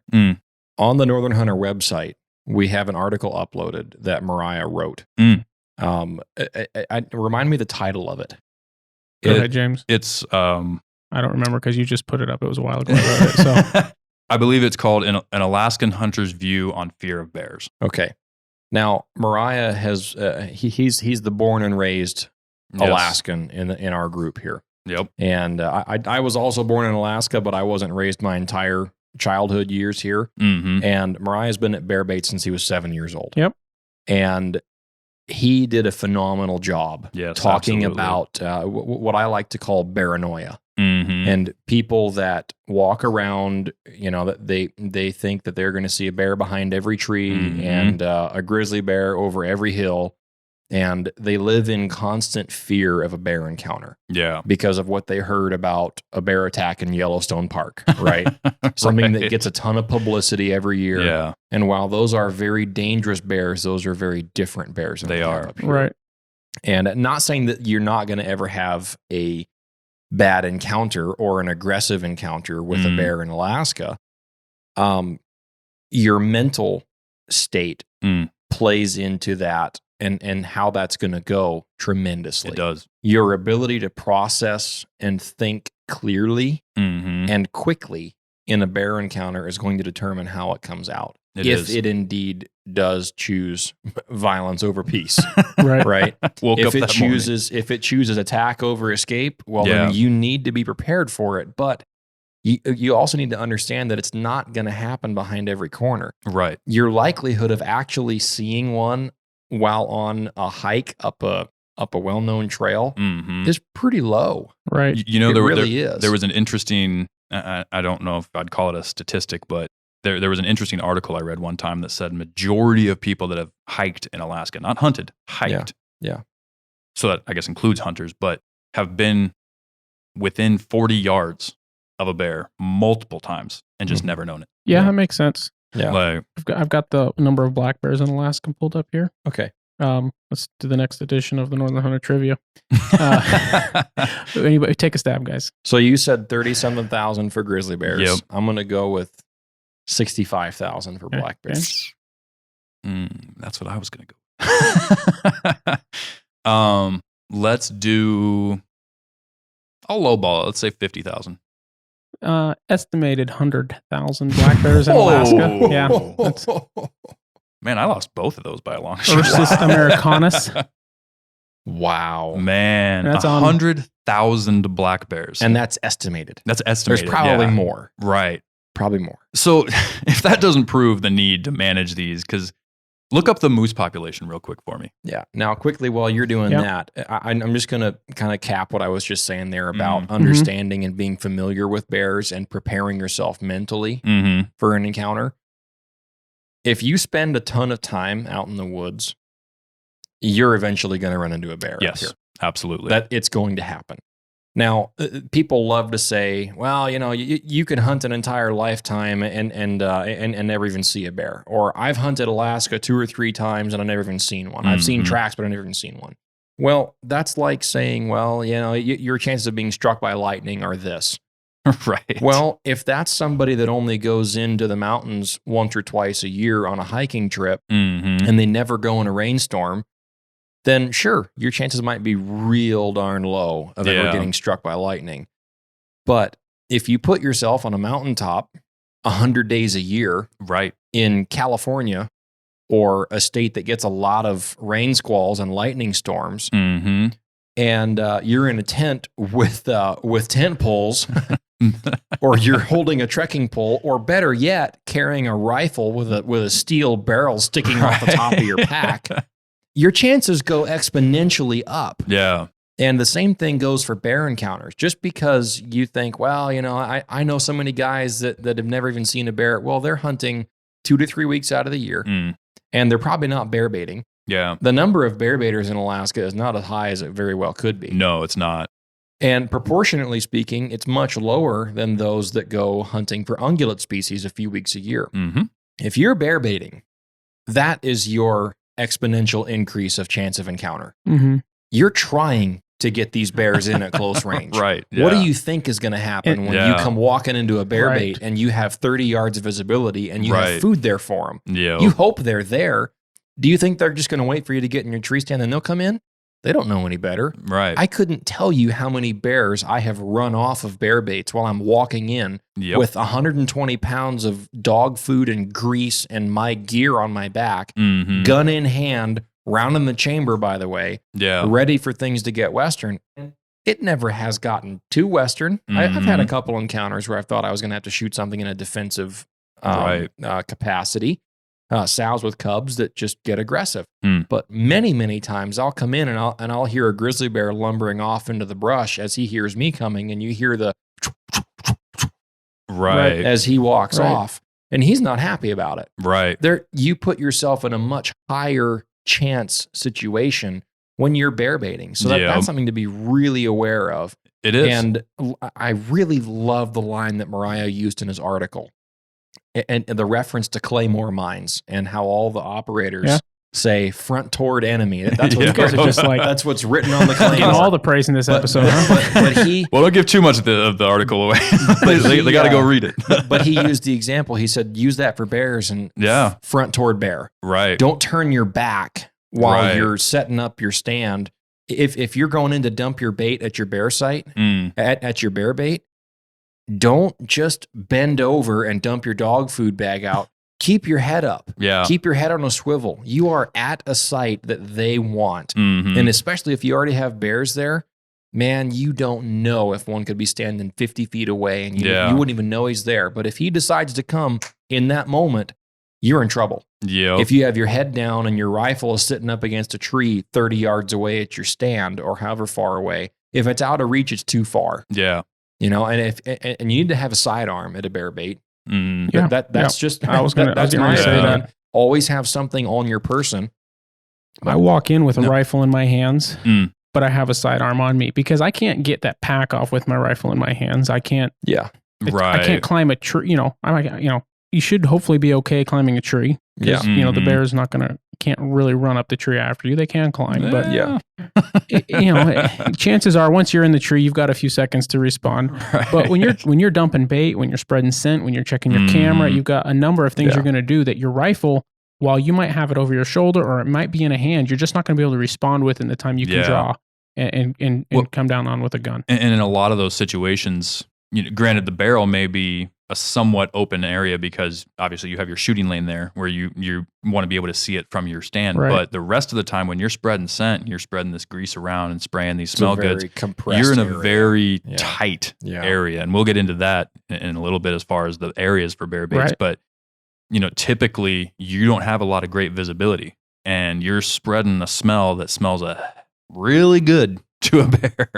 Yeah. And so you really want to keep your wits about you. Now, were you able to find that moose number? I was. Do you guys want to take a stab at that? Well, I have a point I want to make on that. So what's as far as guessing it? Yeah. I'm gonna guess. Come on, guys, hurry up. I gotta keep talking if you're not gonna say anything. So it's not too much dead space here. Right. I'm gonna say 70,000. Okay, Dalton. 75,000. Wow, you guys are very, very way out of the ballpark. Really? Or actually, you haven't even hit the ball.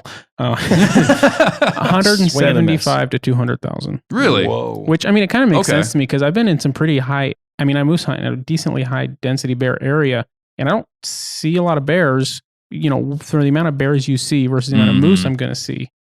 You know what I mean? We've gone on bear hunts where we see 24 moose, and we may see 1 or 2 bears the whole time. Yeah. Right. Yeah. And there's more bears in that area. They just do a better job of hiding. Very than moose. Reclusive. But there's not 24 bears where those 24 moose are. Right. Or else there wouldn't be 24 moose. So you said 175,000 to 200,000. To 200,000. And 135,000. If let's just guesstimate, bears. Let's just guesstimate half of those are cows. And let's just guesstimate that, I don't know, 3/4 of those are pregnant and dropping calves. You've got what in total between black and brown bears? 135,000 bears that all like moose calves. Yeah. So that's a pretty substantial. Honestly, there's probably a lot more cows than half. Probably. I was just trying to be a conservative number. But that's really the reason for, managing these populations. Yeah. It really is important. Yeah. Now, part of what you were going into, Dalton, with the being aware of the bears that you're hunting. Yeah. I think it's really important for people to understand the animal they're going after. And when you've decided you want a bear bait and you are going to go after these bears because they need to be managed and more people need to get out there and do that. Yeah. Understanding the animal is the biggest component there.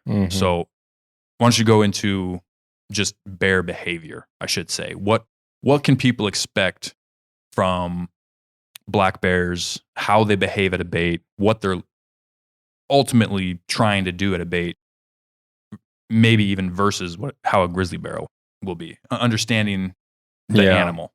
Yeah. Black bears tend to be a lot more docile at a bait site. I would agree with that. Yeah. Keyword there is tend to be. Now, with everything we say here, there are going to be exceptions, right? Well, each bear is an individual. Right. And that's what I was just going to say. They're all individuals. Yeah. And, most people that you're going to encounter at your local sportsman's warehouse are going to be real nice guys. And, you say, "Excuse me, sir," and you're trying to get around them, it's no big deal. But you're occasionally going to have the agitated individual that can't find what he's looking for, and you're just not contributing to his good, to him improving his day. So he's going to lash out at you.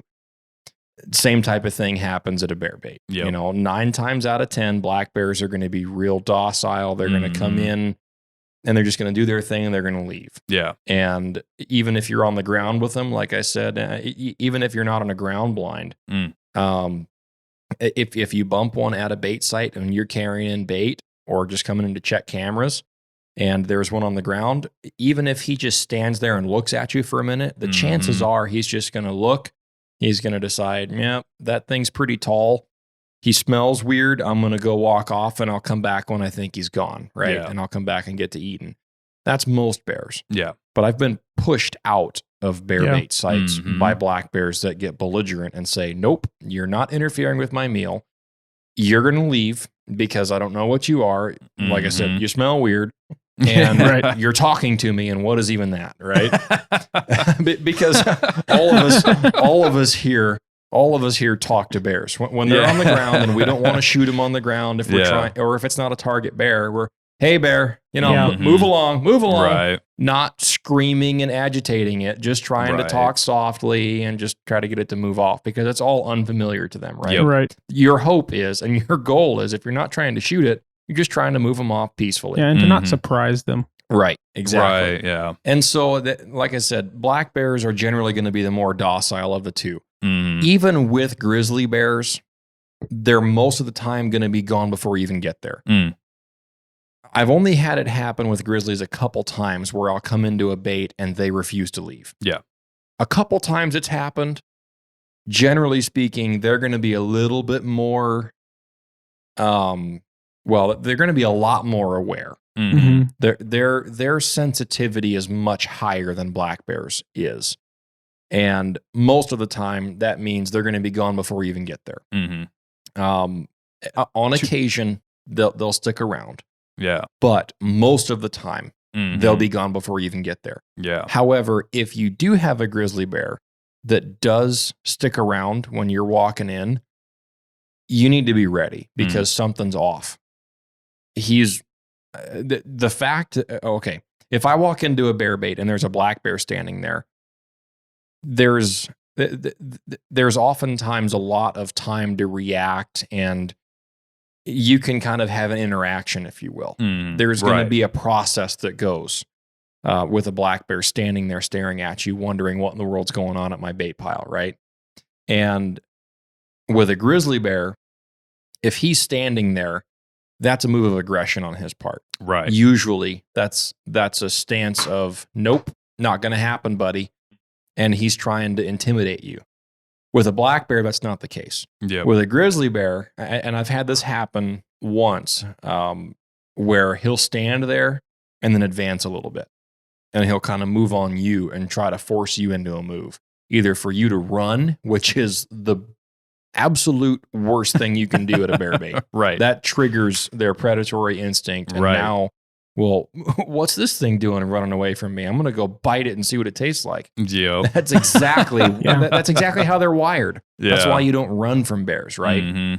But with a grizzly bear, I mean, it goes without saying they're a totally different animal, but I don't want people to think that bears are bears. They're not. They're not. No. And grizzly bears behave a very different way than black bears. Now, I was talking to a guy recently that I'm going to be doing some hunting with this year, actually doing a lot of bear baiting with. And he told me a story that I found really interesting. And this is one of those lightning strike situations, right? This is pretty unlikely, even at a bear bait. He got into his stand. He hadn't even gotten his SD cards out to check his cameras yet. He had dumped some bait, I think. He'd freshened it up, sprayed out some new scent, I think. And him and his friend got up in the stand, and they were ripping open some bags of beef jerky, making some noise. They weren't really expecting to start hunting yet. I think it was a little bit early in the afternoon. And he leaned over and asked his buddy, who was more experienced than he was. He said, what do you think the odds are of a grizzly bear walking in a situation like this? And his buddy said, none. Not going to happen. We're making too much noise. We haven't done anything to cover our scent. We're covered in sweat. You know, there's no chance a grizzly bear is walking in here, right?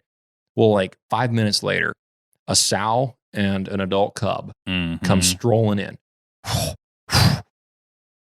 And grizzly bears do that when they walk. Yep. Okay. They make a very different noise than black bears do. It just sounds like a fat guy walking through the woods. No offense, right, but that's what it sounds like. Right. It almost sounds like they're breathing laboriously, right? Like there's a lot of effort going into their breath, and they're very vocal with their with how they breathe. They right? usually let you know they're there. You can sit in a stand and be reading a book. Black bear walks in, and you'll look up and you hear him crunching the bait, and that's how you know he's there. A lot of the time. Yeah, you hear a grizzly bear coming a mile away. Yeah. You can hear him coming in, and you know that's a grizzly bear. So anyway, this sow with a cub walks in right underneath your stand, goes right to the bait, and just starts munching down. And they're talking to it, trying to get it to leave because obviously they can't kill it. It's got a cub with it, right? And the bear just hung out for a long period of time. And then it walked out via the trail that they walked in on. And he said, I looked down, I looked back up the trail from the stand, and she was sitting 50 yards up the hill looking down the trail. Yeah. Just like poised to come at whatever was going to come into her food pile. Yep. And she just acted real aggressively. She wouldn't leave. She was very nonchalant about the fact that they were there. She didn't care at all. And when they walked out, I mean, they were ready to do battle when they were walking out of there because that bear is acting very, very strange. Right. Those are the ones, when you see a bear exhibit unnatural lack of fear for humans, that's a bear you got to keep. You've got to be careful with that. Right. Bear. That is the 1 in 1,000 bears that'll eat you alive. And you know, the troopers will find your clothes in the woods and you're going to be in a bear's stomach. Right. You're going to be in trouble if you turn your back on that bear. That is a situation where your sixth sense needs to kick in and you need to walk out of there like you're in a combat zone. Yeah. Rifle at the low ready, if not stock on your shoulder. And I've done that before. Oh yeah, me too. That's where it's good to let yourself kick into hyperdrive. Yeah. And be ultra aware. Well, and the way that I look at it, because I've run baits where I haven't had a grizzly one ever on that bait. And I still walk into that bait expecting an aggressive grizzly. Because that is... You could even have that with a black bear too. Right. Or an aggressive black bear. But I mentally prepare myself to deal with a threat of that caliber. Yeah. And the reason for that is because complacency is where you run into problems. Right. Even if you've never seen a grizzly at your bait, there's only black bears in this valley. That's fine until it's not the case. Right. Yeah. And you have to be mentally prepared and ready for that to be the case. Because there's a lot of people that I know that will kind of go into their bear baits just a little willy-nilly and kind of, I don't know how to also describe it, lackadaisical. Yeah. And if they were to be put in that situation with that 1 in 1,000 bear, they're not ready for it. I know guys that'll go into a hot bait without a rifle. Yeah. And it scares the daylights out of me. I used to do that. I used to carry just my 45 and my bow. And I had an arrow knocked, you know.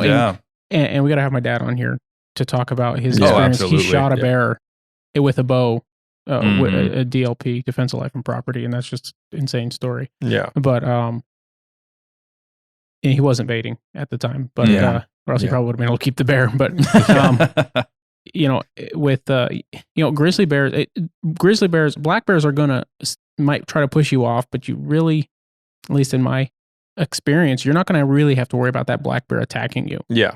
Unless it's a sow and cubs and her cubs are behind you. Right. Grizzly bears are far more likely. And, you say that's a one in a million bear, a lightning strike, but I mean, I've definitely. But how many times have we had that happen? It's really not that uncommon, and it just seems to be. A lot of it seems to have to do with area. I've had areas where I've never ever seen a grizzly bear. I've had a dozen bears on the bait within a couple weeks, and I've never actually seen a bear on the bait because they won't come in if they can smell me. Right. And then there's other areas where you go in and you just can't. If you walk in and there's two of them and they're both trying to push you off, right? Yeah. And grizzly bears tend to be a lot more predator like. Yeah. If they're there, they'll more aggressive. They'll move back into the woods and pop their teeth at you as you walk in. They'll move around. They'll circle you as you're walking, and you talk about excitement. Yeah. Right. Right. Almost as if they're patrolling their region. Yeah. Right. Yeah. I guess on that note, black bears will retreat to a safe distance that they think if they're going to stick around, and a lot of times they do. Yeah. When you have an established bear bait, you need to go in there with the mindset of there is very likely more than one bear within a quarter mile of me right now. Right. Oh yeah. Very, very likely. Right. If not much closer. I can't tell you how many times I've shot a bear and then blood trailed it, 15, 20, 30 yards back into the thick stuff where I don't go while the bait is active. And I mean, they are living there. Yeah. Piles of bear scat and beat down trails and beds. I mean, they are literally living right there. Right. I've walked into baits a month, 30 days after the bait was eaten off to clean it up because it was end of the season and I hadn't hunted in between those times, hadn't baited it up, just went in to grab my tree stand, pull out any garbage that may have been left and spread around by the bears, and grabbed the cameras and got home later and actually had a buddy with me. We were just out riding. I was like, hey, let's go clean this bait up. We're out here riding. Yeah. And we walk in there and he sees it's all ate up, and he'd tried bear baiting once. Yeah. And had no success. Oh, and yeah. Said, oh, it's not worth, it's not worth it. And he goes, can I have the spot? And I was like, well, I didn't really like it. And at the time I was like, it's all yours, man. Of course he hasn't done anything with it, but I got home, checked the cameras. It may have been a few days later even that I bothered to pull the SD cards out because I didn't really care. Right. I just wanted to check what was hitting, but I knew it was all grizzlies. Yeah. And sure enough, it was all grizzlies, but it was in the middle of the day. It was like 3:00 in the afternoon. I think it was like noon. And we chased. As we walked into that bait or rode up to it, bears ran off. 30 days after no bait. Yeah. Multiple grizzly bears were there, just eating the dirt and eating the grease out of the dirt. And they were there multiple times a week. Yeah. Right. Yeah. Yeah. And I've seen that same thing where if you leave a bait, because I had a bait that I had gone out and I'd set up initially to hunt, and just I ended up getting busy at my other one, and life kind of got in the way. This was in the early years, and I went back to clean up at the end of season. Hadn't actually made it out there to hunt, except to drop a couple piles. I didn't even put a barrel. I just put a couple piles of food out there. That's all you do. And it was amazing how much they were hanging out there. Yeah, just all times of day, completely comfortable. There was multiple bears. I think on one video I had 4 bears in one video in the image. Yeah. And just hanging out, sleeping right on the food pile. Oh yeah. And so don't think they're not doing that. Yeah. Just because you're not there. Right. Expect them to be doing that. There's a thing my wife says I have it sometimes, but I guess it's a thing kids do where when you're not around a person, you just kind of forget that person exists or forgets that they do things outside of when they're with you. Okay. It's some kind of I don't know, time blindness thing, but I've noticed people tend to do that with baits. Well, they tend to think, there wasn't anything last time I was in there, so it's complacency. Yeah. They walk in like just because, and I've walked in where I've had no bears, and I'm like, screw it, I'm gonna go check it just because, and I walk in and 200 pounds of dog food is gone. Just gone. Yeah, and I just checked it 4 or 5 days ago. It's funny because I've set up baits and not had anything for 2 months, and a lot of it's just because I didn't scent it up well. But last year I set up a bait close to. It was legal, but it was still close to residential areas, a lot closer than you'd kind of even expect bears to be just because some of the stuff that was surrounding. And I was like, you know what? It's close. It's easy. Let me throw something out there. I think we were looking at stuff the other day. It was like 24 hours Yeah. I had set up. This is not an established bait. It's just a spot I knew I could. So I went in there. I threw out some quick scent. I threw out 50 pounds of dog food. 24 hours later, the bears had hit it. 3 days later, after setting it up, I went in there. It was completely cleaned out. Yeah. It was crazy. It was crazy. Like, right.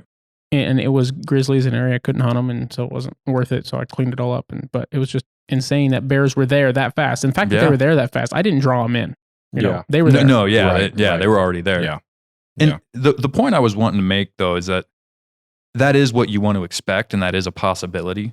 And especially if you're going after grizzlies and things like that, with them being aggressive and whatnot, and even black bears can be that way. Mm-hmm. But in a lot of cases, that's not what you're going to experience. And what I want for people to take away is to be aware that that is a possibility. Yeah. To walk in prepared for that to be a possibility. Yeah. But a lot of people also view bears through the same lens that people view, say, like the great white shark. Yeah. In the ocean. Yep. You know, there's just these mad, crazy, bloodthirsty animals. Yeah. And if they see you, they're going to charge you. And if they smell you, you're just the next meal. And it's really just not the case. Yeah. In a lot of cases, bears are what I would describe as timid.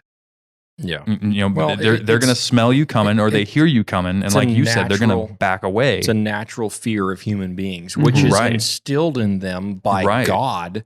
You know, all of us believe, you know, God gave us dominion over the animal kingdom. Yeah. And I think it's instilled in them, you know. Yeah. I don't know of any animal that will just stand there and look at you if they know what people are and they've never seen one before. Now, the only exception to that, I guess, would be obvious. If they've never seen a human being before, then they might not really know what to think of you right away. But once they figure out what you are, they have that instilled fear of humans. Yep. And like I mentioned before, the only time that I've really had situations where I've been a little bit intimidated, if you will, at a bear bait is when a bear doesn't show that fear of human. Right. And that's the one that you got to watch out for. But again, that's not really all that common. No. And honestly, the fact that it's not all that common is what makes bear baiting so interesting. Yeah. Is because in a lot of cases, they might come into the edge of the bait while you're sitting there. Yeah. And they might just kind of dance around the edges real quick because they know something's up if you haven't done a super good job of covering your scent and even everything. If you have, they can still smell it. Right. Yeah. And they are just super smart creatures. Yeah. They're very interesting to watch at a bait when you set up puzzles for them and things like that, especially black bears. Yeah. I set up all kinds of puzzles for those things. They're just so much fun to watch. Yeah. They're tearing down a pile of sticks I've put up in front of the barrel for them to sort through, and they're actually figuring out which ones to pull and things. It's so much fun to watch them. Yeah. But I don't want people to not go for the fear of that 1 in 1,000 bear. Right. It is a possibility, but the reason you have to strategize so much for these baits is because they're very cautious critters. Yeah.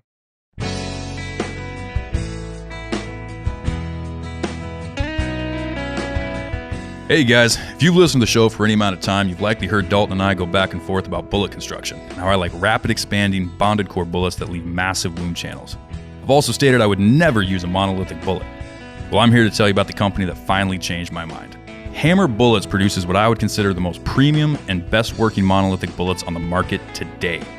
These bullets are designed so that after penetrating the hide of an animal, the front half of the bullet explodes, shedding its petals and imparting massive damage to the vital areas while retaining the rear shank for maximum penetration, effectively closing the gap between lead core and monolithic construction.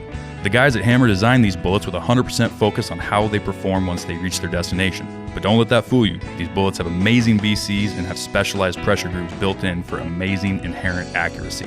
They have a minimum velocity rating of 1,800 feet per second, which allows for long-range shots but have no maximum velocity, making them perfect for every cartridge from your granddaddy's old 30-30 to the high-velocity rounds like the Weatherby 3378 without having to worry about your bullet failing. They've also recently partnered with Weatherby to provide factory ammunition for a multitude of cartridges. To view their expansive selection and find the perfect match for your hunting needs, go to hammerbullets.com to buy yours today and drop the hammer on your next adventure.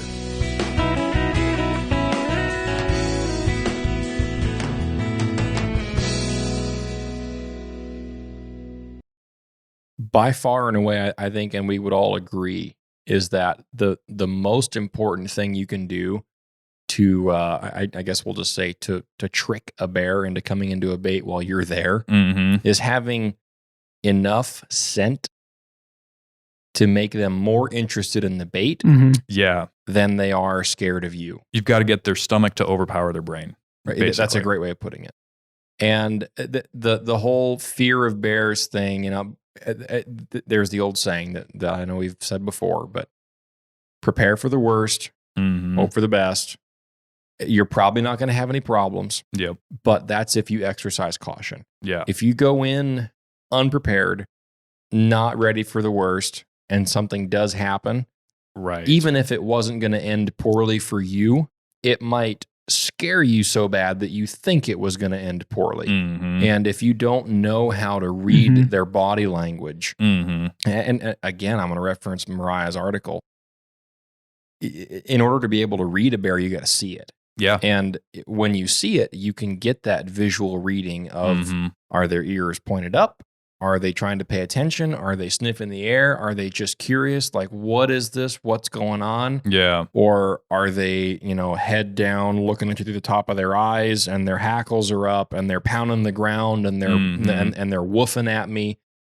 That's a very different situation. Yeah. You know? But you have to be able to read that. But so, Mariah, since you're the author of the article, okay, give the people a little bit of a breakdown. I know you went into it a bit in the article, but at what point do you realize, from your experience and all the times you've been out there, at what point do you realize I'm on the ground with this bear, but this is not a dangerous encounter? Or at what point do you realize that, okay, I need to really present myself in a way that will be defensive in case this turns south, because it's looking like it's going to turn south? And I know you went into that a little bit, so everybody go read that article. But well, I'll so don't give away those details. But I will breeze around what I covered in the article. Yeah. So you still need to go read it, right? There you go. Well, and I didn't really, honestly, I referenced a few things as examples, but I specifically on purpose. It's not an article about what to do in the situation. Right, it's more of a mindset you need to have. And so I didn't cover, you know, what a bear does and all that stuff. I'll probably do that, and one of us will do that in a future artitle. Yeah, but because you have chased off several grizzlies off baits. Yeah, I mean, and not only have I done that, but you know, my dad has multiple times, and just all kinds of situations with black bears and grizzly bears, and just kind of growing up all around it and in it. So if I walk into a bait and grizzly bear, black bear is there, like Dalton said, and as I said in the article, if I can see a bear, I can read it. And for one, like he said, also I'm going to be facing the bear. I'm going to be trying to read the bear, what he's doing, and he referenced already, like, you know, if the bear is pounding the ground, if he's popping his teeth, you know, they can huff or they can pop their teeth. A lot of times, huffing is more of and popping their teeth. They're both warnings, trying to see what you're going to do. So is pounding the ground. If they're doing those things, they're trying to figure out what you're going to do. Right. And how you're going to respond. They're being aggressive, but they're trying to figure out how you're going to respond. And if they're looking at you and their eyes are glued on you, they're probably a lot more likely to come at you. If they're looking at you and they're looking, say, behind them, it may be a sow checking on her cubs, but a lot of times a bear, if they're unsure of what to do, they're just like a puppy dog. Yeah. They're going to look at a puppy dog who's meeting a stranger for the first time. That's a friend of the owner. Yeah. They look from the owner to the stranger, and they look from the owner to the stranger. And a bear who's unsure is going to do that. He's going to look at you, and he's going to look behind him. He's going to look at you. He's going to look behind him. He's finding his escape path, basically. I've seen that multiple times. Yeah, where if a bear is unsure of what they're facing, and honestly, you need to assert your dominance. Yeah. And I don't mean, you're not yelling. No. And, you know, any animal can smell fear. Yeah. Right. That's kind of a well-known fact. But no, you just stand up tall. If there's multiple people, one of the biggest deterrents for any kind of animal attack is spread out a little bit, because if there's more than one target, it's very distracting for them. It confuses them. It confuses them. Right. And, it makes you big, right? You know, and you can say, get big. And that's what I would do there. If I think a bear is coming at me, if I think there's any chance not necessarily any chance, but if I think that bear is going to attack me very soon, I'm going to start backing away. But I'm not going. But I'm going to pay attention to what's behind me, not by turning around. Maybe I'm going to, because I've been paying attention to what's happening while I'm going in. Right. I'm not going to back into a tree. But I'm going to keep a clear line of sight always between me and the bear. And if that bear starts moving my direction aggressively, my rifle's in my hand. I'm going to shoot it. Yeah. Right. Yeah. Now if it's a difference of that being, and a black bear backing you off just because he doesn't want you to eat the bait. If the bear is acting aggressively, hair laid back, stomping the ground, popping his teeth, and he starts to come towards you, it's a lot different situation than a black bear just kind of wandering, walking towards you, just trying to push and you. not like that's what happened with you. He was he just didn't want you to eat his bait. Yeah, he's just testing you to see what you're going to do. Yeah. And as I remember, you backed off and kind of worked back, and he finally kind of wandered off, and you climbed into your stand. And I don't know if you shot him or not that night, but that one I ended up not shooting it. That particular story that I think you're mentioning, it was the sow with 3 cubs. Oh, that's right. That was the that's black right. bear sow. Gotcha. Yeah. But what you said is how am I going to determine what I'm going to do and what the bear's thinking, or whether or not the bear's a dangerous bear? Right. My response to that would be to say, every bear is a dangerous bear. They're, as much as we try to predict them, they can be unpredictable. Oh yeah. Right. And kind of falling back to they're all individuals. Yeah. I'm right. It's the craziest thing to go feed bears down by a river or something like people do in Southeast, where they're down there. And, their signs don't feed the bears, but they can't help themselves, right? Because they're cute, fluffy critters. Right. With one smack of a paw, they're gone. Yeah. Right. That's all it takes. Right. And we could go into way more things on what to do and responses. And this isn't really, I don't think, the episode for that. So there was one thing I was going to add as he was talking about this that I'm sure he will corroborate with this. Reading a bear's body language. Yeah. Yes. Okay. If you walk into a bait site and there's a bear that, let's just use black bears because this is far less likely to happen with a grizzly bear. Not impossible, but it's less likely. So with a black bear, if you get into your bait site and you're within, say, 30 yards of the bait pile, and you're looking at him, he kind of looks at you, and this situation plays out. He looks at you, he kind of turns, he doesn't show any display of any particular disposition, whether comfortable or uncomfortable or aggressive or defensive. Right. He just kind of turns, looks at you, looks around, kind of sniffs the air, and then walks leisurely just around the bait and just kind of looks at you. That's not a bear I'm really concerned about. Right. Yeah. He's just there. And I've seen that. He doesn't really know what to do. Right. He doesn't know if he wants to be aggressive yet. Again, every bear has the potential to be a bad bear. Right. Yeah. But he's not in that position currently. Right. And that's what I was getting at is I don't want people to think that just because every bear can be aggressive, that every bear is being aggressive. Right. If that situation plays out, you come into view of the bait, he looks at you and he locks eyes, his ears kind of go back a little bit. You can see him kind of do, some rigid body movements where he kind of gets stiff.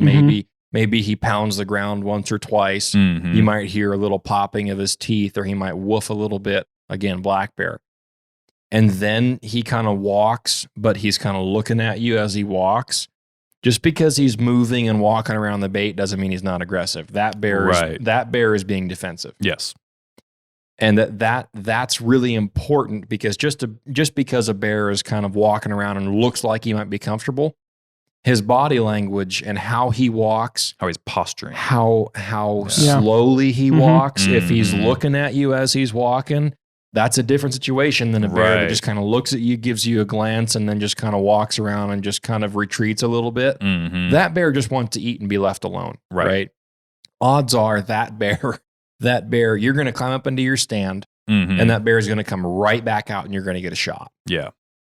The other bear is going to be the one that's going to kind of come out, and then he'll go behind the barrel, and then he'll come out again. And then if you try to get in your stand, he'll kind of advance a little bit. And I've had both situations happen at the same bait.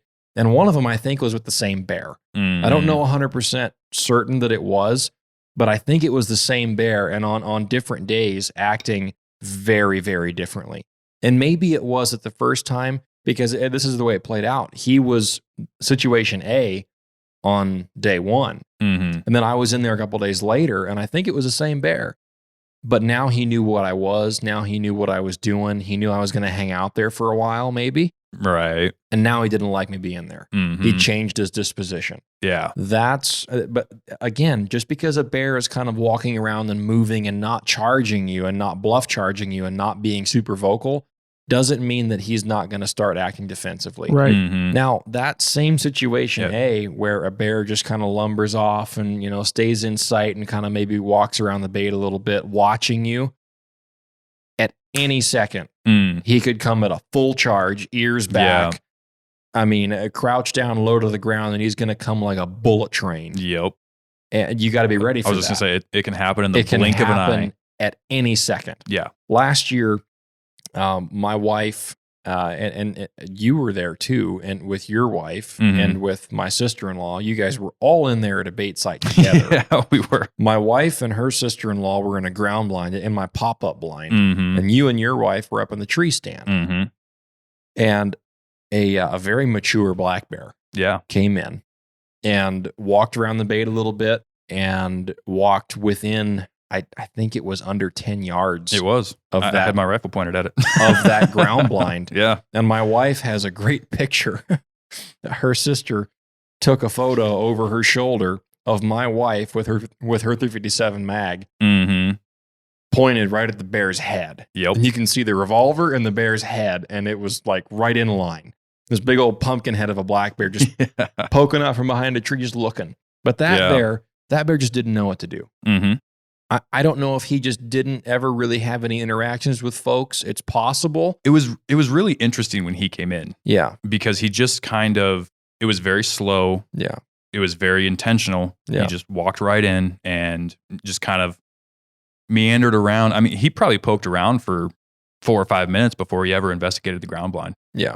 And we were just watching him having fun. Right. And, but that bear, he never exhibited any signs of aggression or being defensive. No. He was just checking it out. So he was just curious. Black bears have a very high curiosity. Yeah, their curiosity is never satisfied. If they walk into a bait and there's anything new from the last time they were there's a good chance they're going to go sniff it. And they may not even do it trepidatiously. They may walk up to it and just like sniff it just to see what it is, play with a little bit, and then go eat. A grizzly bear is there to eat most of the time. Yeah. If they go sniff something, it's because they're worried about it. And one point I want to make before we get off of that story is I was very impressed with your wife's performance on that, because the thing that she did that was really great is when it came too close and it was getting too curious. Yeah. She simply, had her firearm ready. Yeah. Locked and loaded, but very calmly said, "Hey, bear."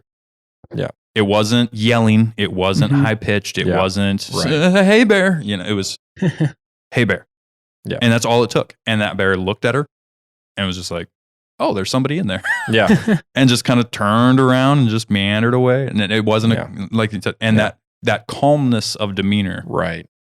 You can escalate a situation that would otherwise not escalate if you react Absolutely. wrong. And so that's why we preach about the mentality that you're in, about the mental space that you go into these baits with, because you might be looking at a bear that's just hanging out at a bait, like you said, not really being aggressive, doesn't really know what you are, just kind of meandering around. But if you portray aggression, that can change that situation for the worst, rather than just standing your ground, being prepared. Yeah. And so, I was going to say, the other thing with that situation, kind of back to your story on showing or being in pairs, is my wife, I struggle to say she got charged, but for all intents and purposes, she got charged last year. Like a bluff charge, maybe. It really didn't get close enough to tell before I shoot it off. So it was coming at her full tilt. We were walking down a trail around that same bait area. And I was walking rather quickly, and she was a ways behind me. I was trying to get her to keep up with me, so I had slowed down a little bit. And she starts telling me, "Jay, there's a bear.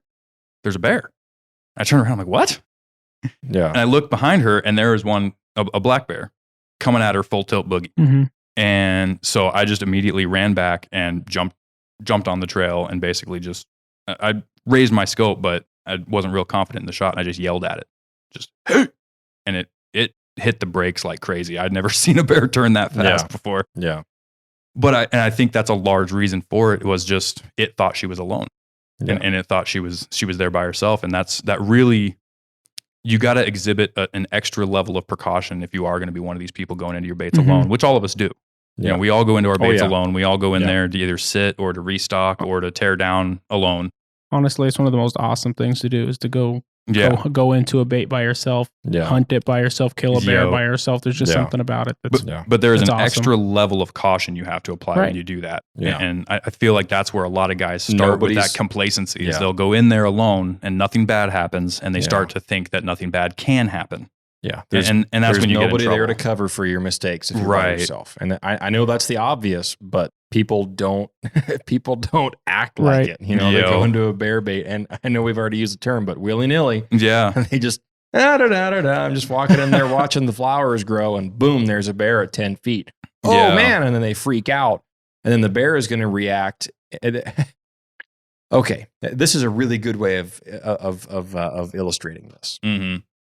If you get into a confrontation with a human being, right? Okay, there's the proverb: a soft answer turneth away wrath. Right, and you get into a conflict with another guy. Mm-hmm. If someone responds with aggression, a lot of times you can calm the situation down, right? Provided they're not hopped up on whatever, bath salts or whatever. Yeah, sure. We'll keep it that way. Speedball. But if you respond with aggression and you up a level, well, then they're going to respond another level up. Right. And you're going to escalate it really fast. Yep. Same thing happens with bears. Yeah. If a bear pops out and he's not acting aggressively, he's just there, and you, and you start, and you kind of freak out and make a bunch of noise, and you move quickly and jolt around, and you're scrambling to get your gun out. You might trigger that predator instinct into a charge, right? When it otherwise might have been you just, hey bear, and you just slowly raise your gun. You're already ready. He might just go, well, yeah, okay, all right, I'll back off. And that's, again, most of the time, that's what's going to happen. And I'll add on to that, because all of our wives hunt with us, and I'm a big believer that we need to get women out in the woods to hunt. I think it's great that our wives go with us. I think it's great that they have an interest and they go with us. For the women that may be listening to the show, work on deepening your voice when you have those interactions. Yeah. Because if you end up with a high pitch, hey bear, or a high pitch, anything really, that will also trigger a predatory response from them. Shrieking noises. Right. And it doesn't necessarily have to be a fearful shriek, even if you are in charge of your emotions and in charge of the situation as far as you know it, but you just happen to be having a high pitched voice. Yeah. Work on lowering that tone quite a bit, because for bears, when they hear that high pitched voice, that's typically associated with kind of like what we talked about in the last episode with distress calls and things of that nature. And so that may indicate to them and trigger that predatory response there. A lot of guys like making some noise when they go into a bear bait site. I was going to say. Okay. Yeah. So when I started getting into bear baiting with Mariah, we would usually, starting out, walking into a bait site, just, hey bear, hey bear, and then just walk in the whole way in from when you leave the wheelers or wherever. As soon as you're within 150 yards, you start making a little bit of noise. Not every step, but just here and there, hey bear, and you're not trying to walk real quiet, but that's all because you don't want to surprise anything, right?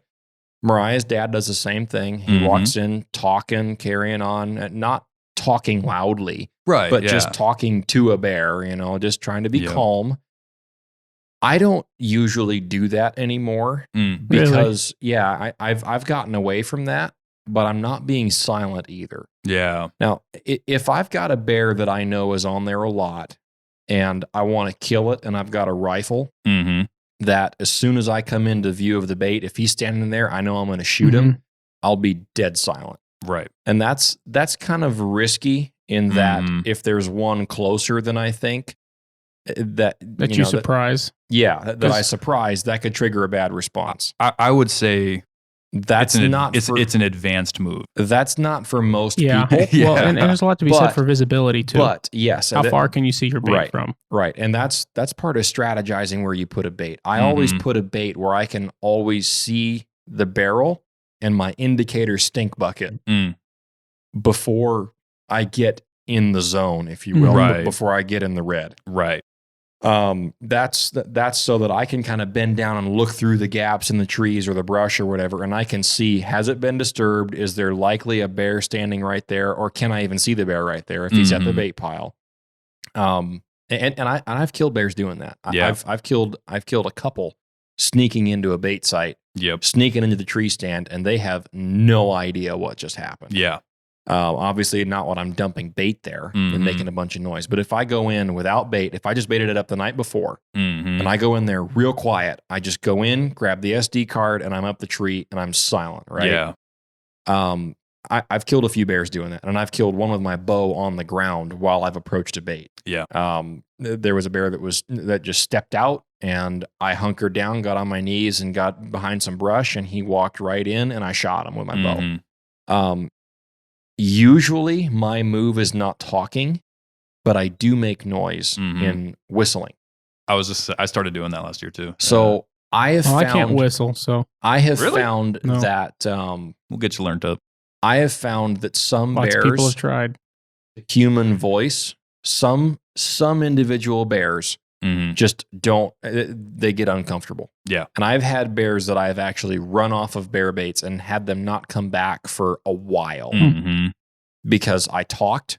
They heard me. I ran them off. I could hear them taking off. I looked at the camera. Okay, it was this bear. Yeah. And that bear doesn't come back for 1 or 2 weeks. And I've had it happen a couple times where they don't come back at all. Yeah. So I've gone to whistling. Yeah. Where they know something's up. They know it's an unnatural sound. It's not a bird. And they can just tell. Something's coming. They can hear me walking. I'm not trying to walk real quietly in the situation. Yep. And this is what I do when there's a bait that's real thick. I don't have any visibility. I'm going in there relatively blind until I get to my bait clearing, which is usually like 20 yards, if even that, right, in a real thick spot. But I'll go in there and just... And they just... usually... They'll kind of move off. They know something's off, but they're not totally spooked. Now, most bears are probably going to be fine if you, hey, bear, and you just kind of talk. Right. But for me, for what I've done, I just kind of prefer the whistle. I feel like it's a little bit less unnatural. It's not a human voice. So if you're experienced with bears and you're comfortable doing that and you've tried it, then that might be a really good way for you to do that. And that's what I was going to say. That would be what I would consider an advanced move. Yeah. Because if it's your first year bear baiting or even your second year bear baiting and maybe you've never seen a bear on the ground before. Yeah.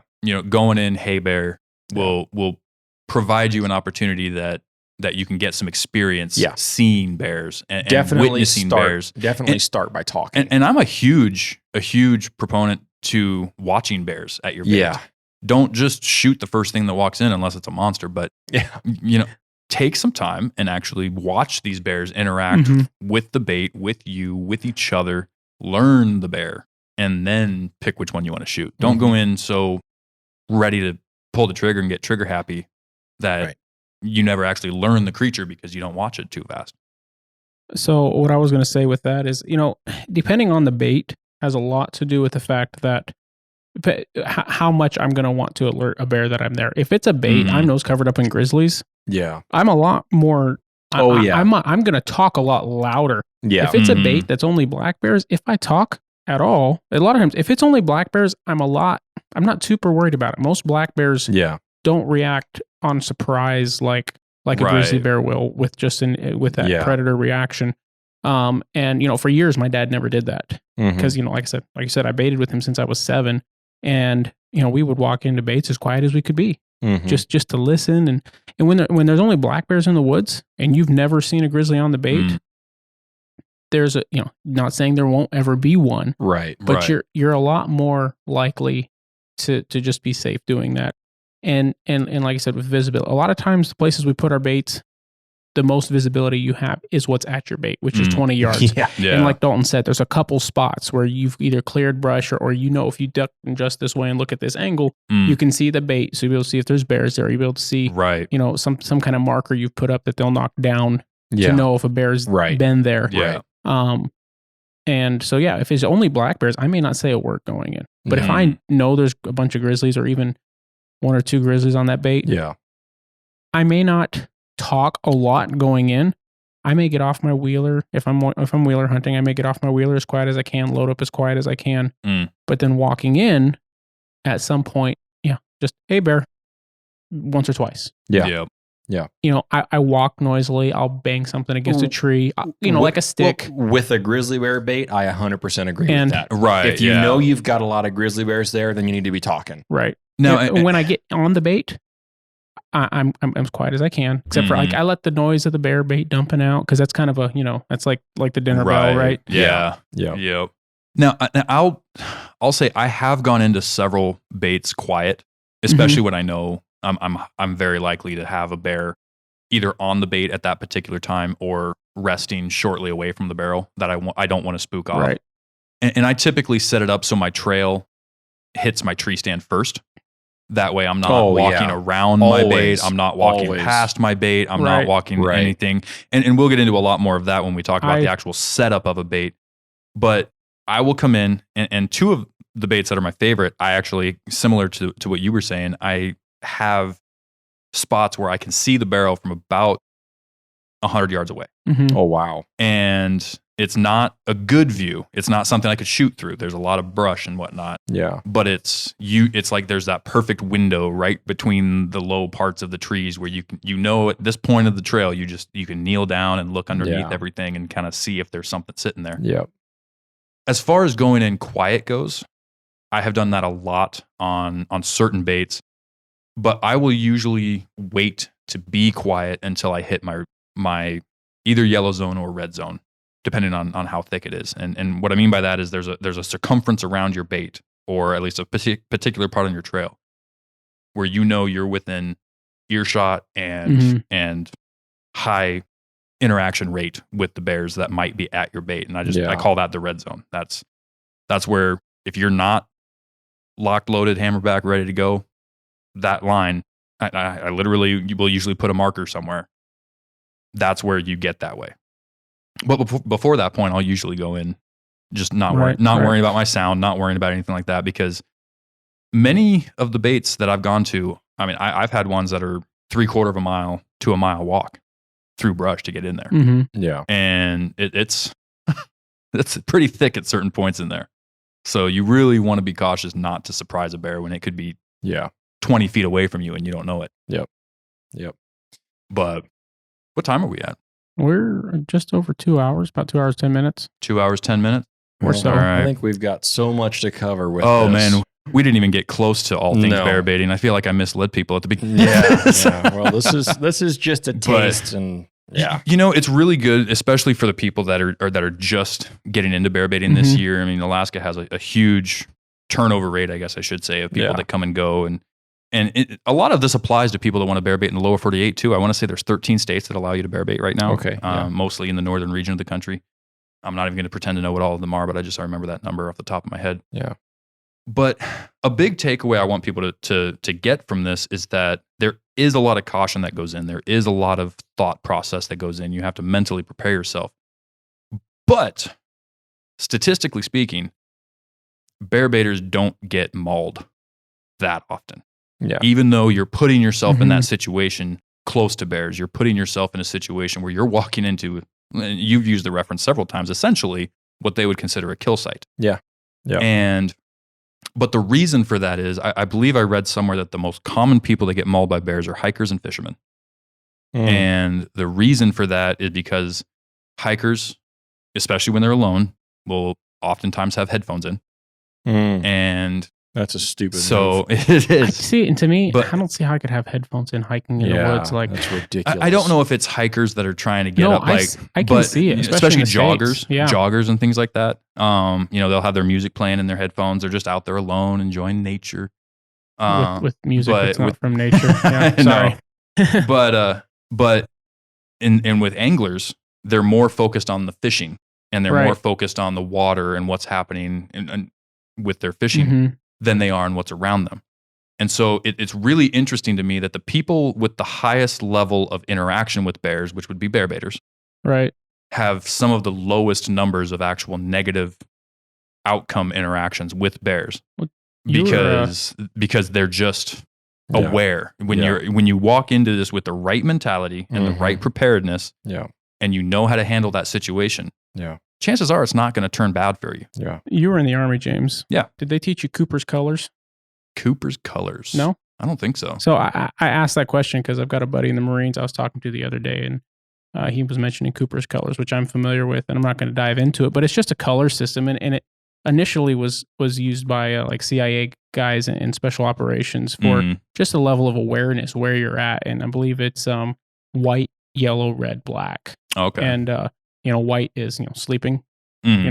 Yellow is kind of honestly a state I try to be in most of the time, no matter where I'm at, because we live in a crazy world.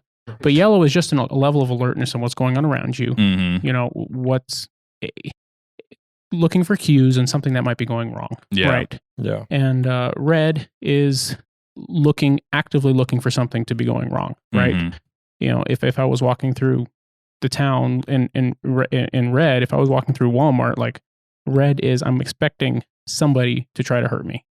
And so red is what you need to be when you're going into your bear bait. Yeah. Red is what you need to be if you have any indication or maybe a bear around. Right. And black is when you're in the situation when things are going down. Right. When your gun's out or your gun's up and you're ready to pull the trigger. But maybe that would be a great.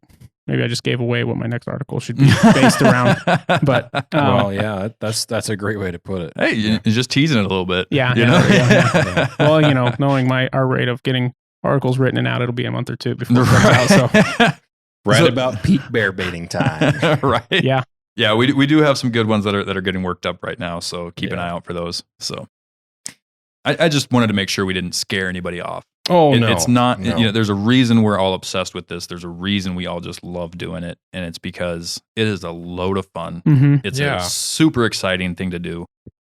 You go from super hard work and, arguably work that'll really help you get into sheep shape if you're really trying to get into sheep shape. Oh, man. Yeah. You want to talk about going, like we were talking about, training with your pack on. You throw 100 pounds of dog food on a pack and go hike 3/4 miles up a hill. It's even baiting off of a wheeler is a tremendous amount of work. It is, yeah. Oh, yeah. And the thought process, we'll obviously have to get into that in a different episode. Oh, yeah. But, we've still got a lot to cover when it comes to bear baiting. Yeah, but it's such a rewarding thing to do, especially with how smart these creatures are and how timid and cautious they can be when you do get them to expose themselves, and especially when you get into a really great spot and you've done a really good job and it's established and you can walk in there.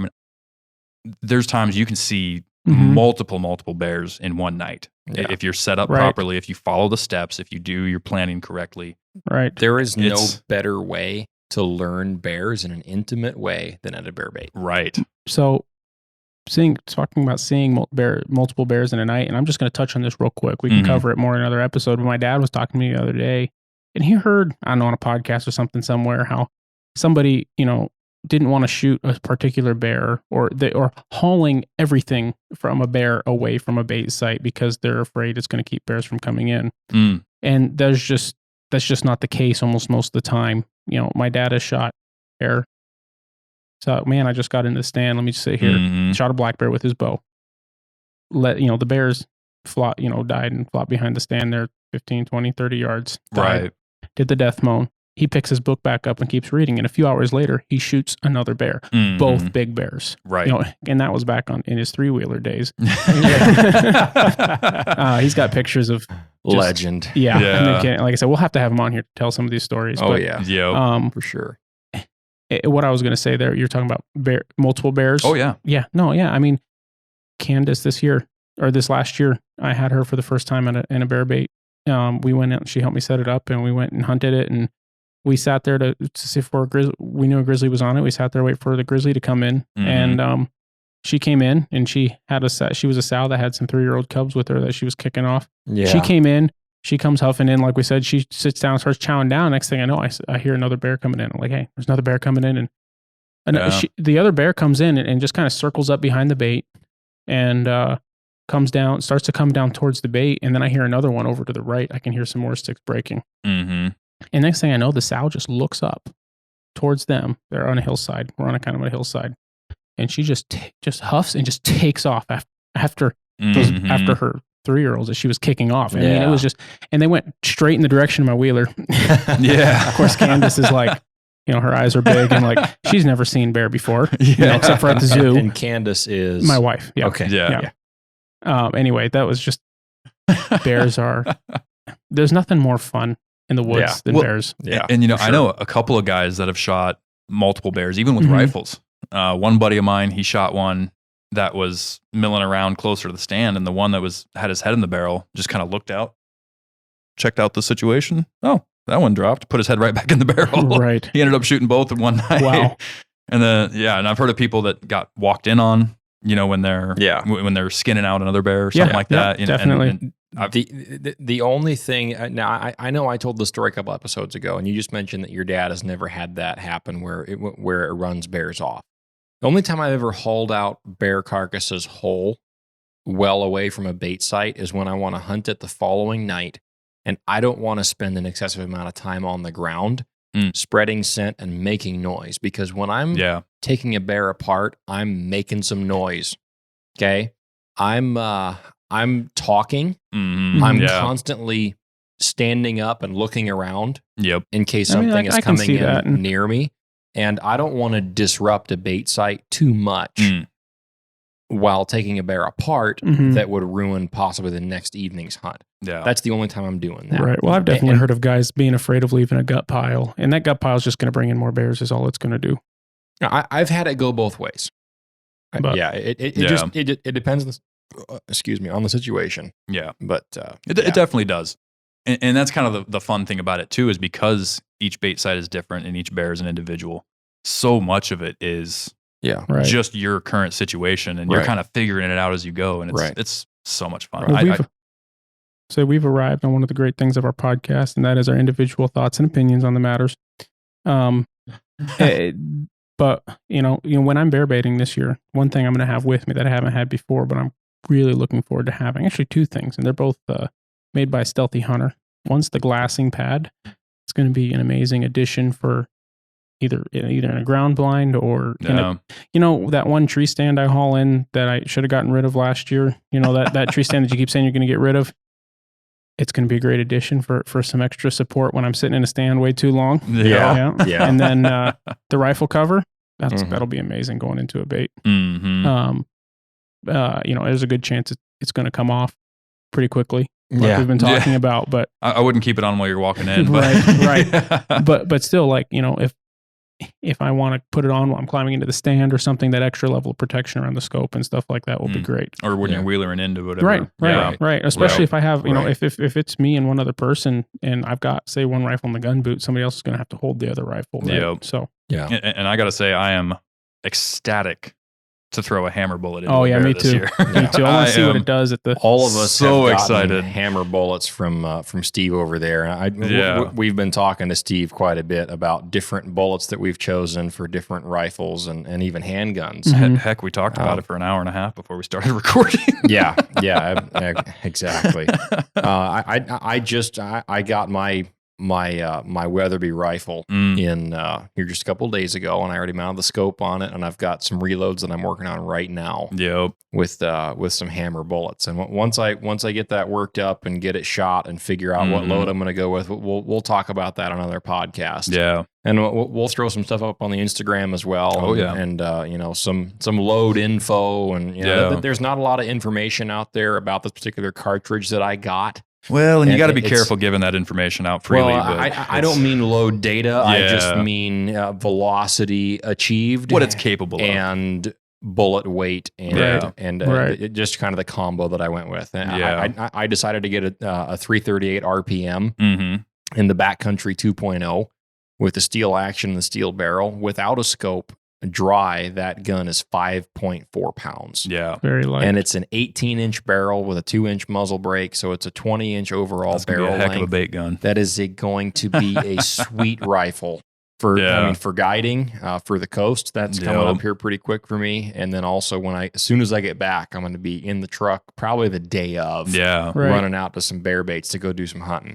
Well, and speaking of bait guns, I got those 300 grain shock hammers for my 4570. Yeah. And it's going to be awesome. It's the same thing. I'm super excited to get some load development going and see what they're capable of. I've read some recipes and that's man, those things are screaming. Just speaking of that, we can do half of a podcast, if not a whole one, on choosing a rifle for bear baiting. Oh yeah, because there's a whole lot, and there's so much fun you can have with that because there's so many options. Yeah, there really are. And obviously, when you're taking your bear apart after shooting it with a hammer bullet, I was just gonna say, Mariah mentioned the stealthy equipment, and that's all going to be great as well. But you need a quality knife to take your bear apart with, right?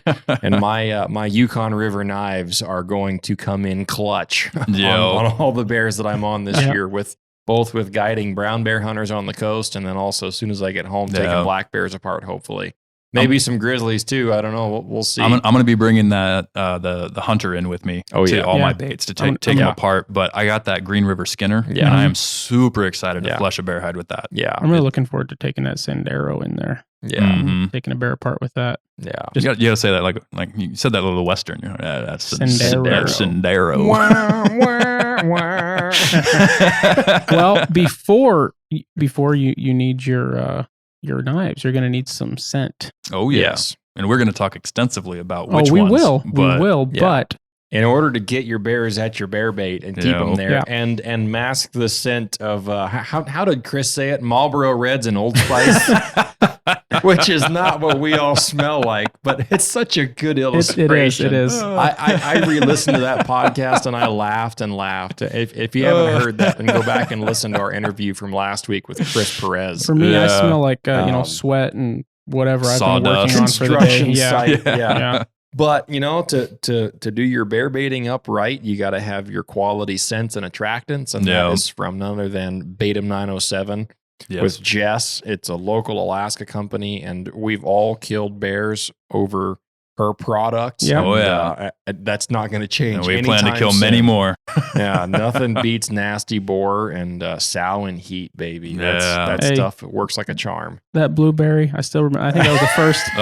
First spray I picked up from Beta 907 was that blueberry. Yeah, and I can't get away from which the one. Bears love the blueberry. Yeah. I think it was the cupcake addiction. I opened it up and I think I instantly got diabetes. That's my favorite sweet scent. Yeah, it is so potent. Yeah. But and you can get there easily. You can find any of these places we're talking about and these companies we're working with on that page I mentioned at the beginning of the podcast. If you go to thenorthernhunter.com and click on partners, or thenorthernhunter.com/partners if you're like my mom and just like to type everything you possibly can on the computer. And there's a nice list of our partners and sponsors and what we like about them. Yeah. And sure. We also got links to their websites on there. There's links to their website there. Which ones have discount codes and which ones don't. I was just going to say for Yukon River Knives and for Stealthy Hunter, right now we have discount codes going on with both those guys that'll help support the show. So type in the Northern Hunter at checkout, and that'll give you a nice little discount there. Pretty substantial on the Yukon River Knives too, I might add. Yes, it is. That'll get you a good discount on already a reasonably priced knife, whichever one you decide to go with.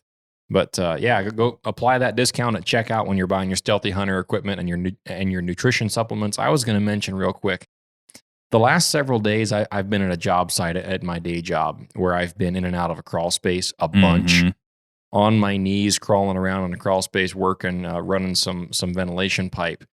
And usually my knees are sore for darn near a week after a job like that.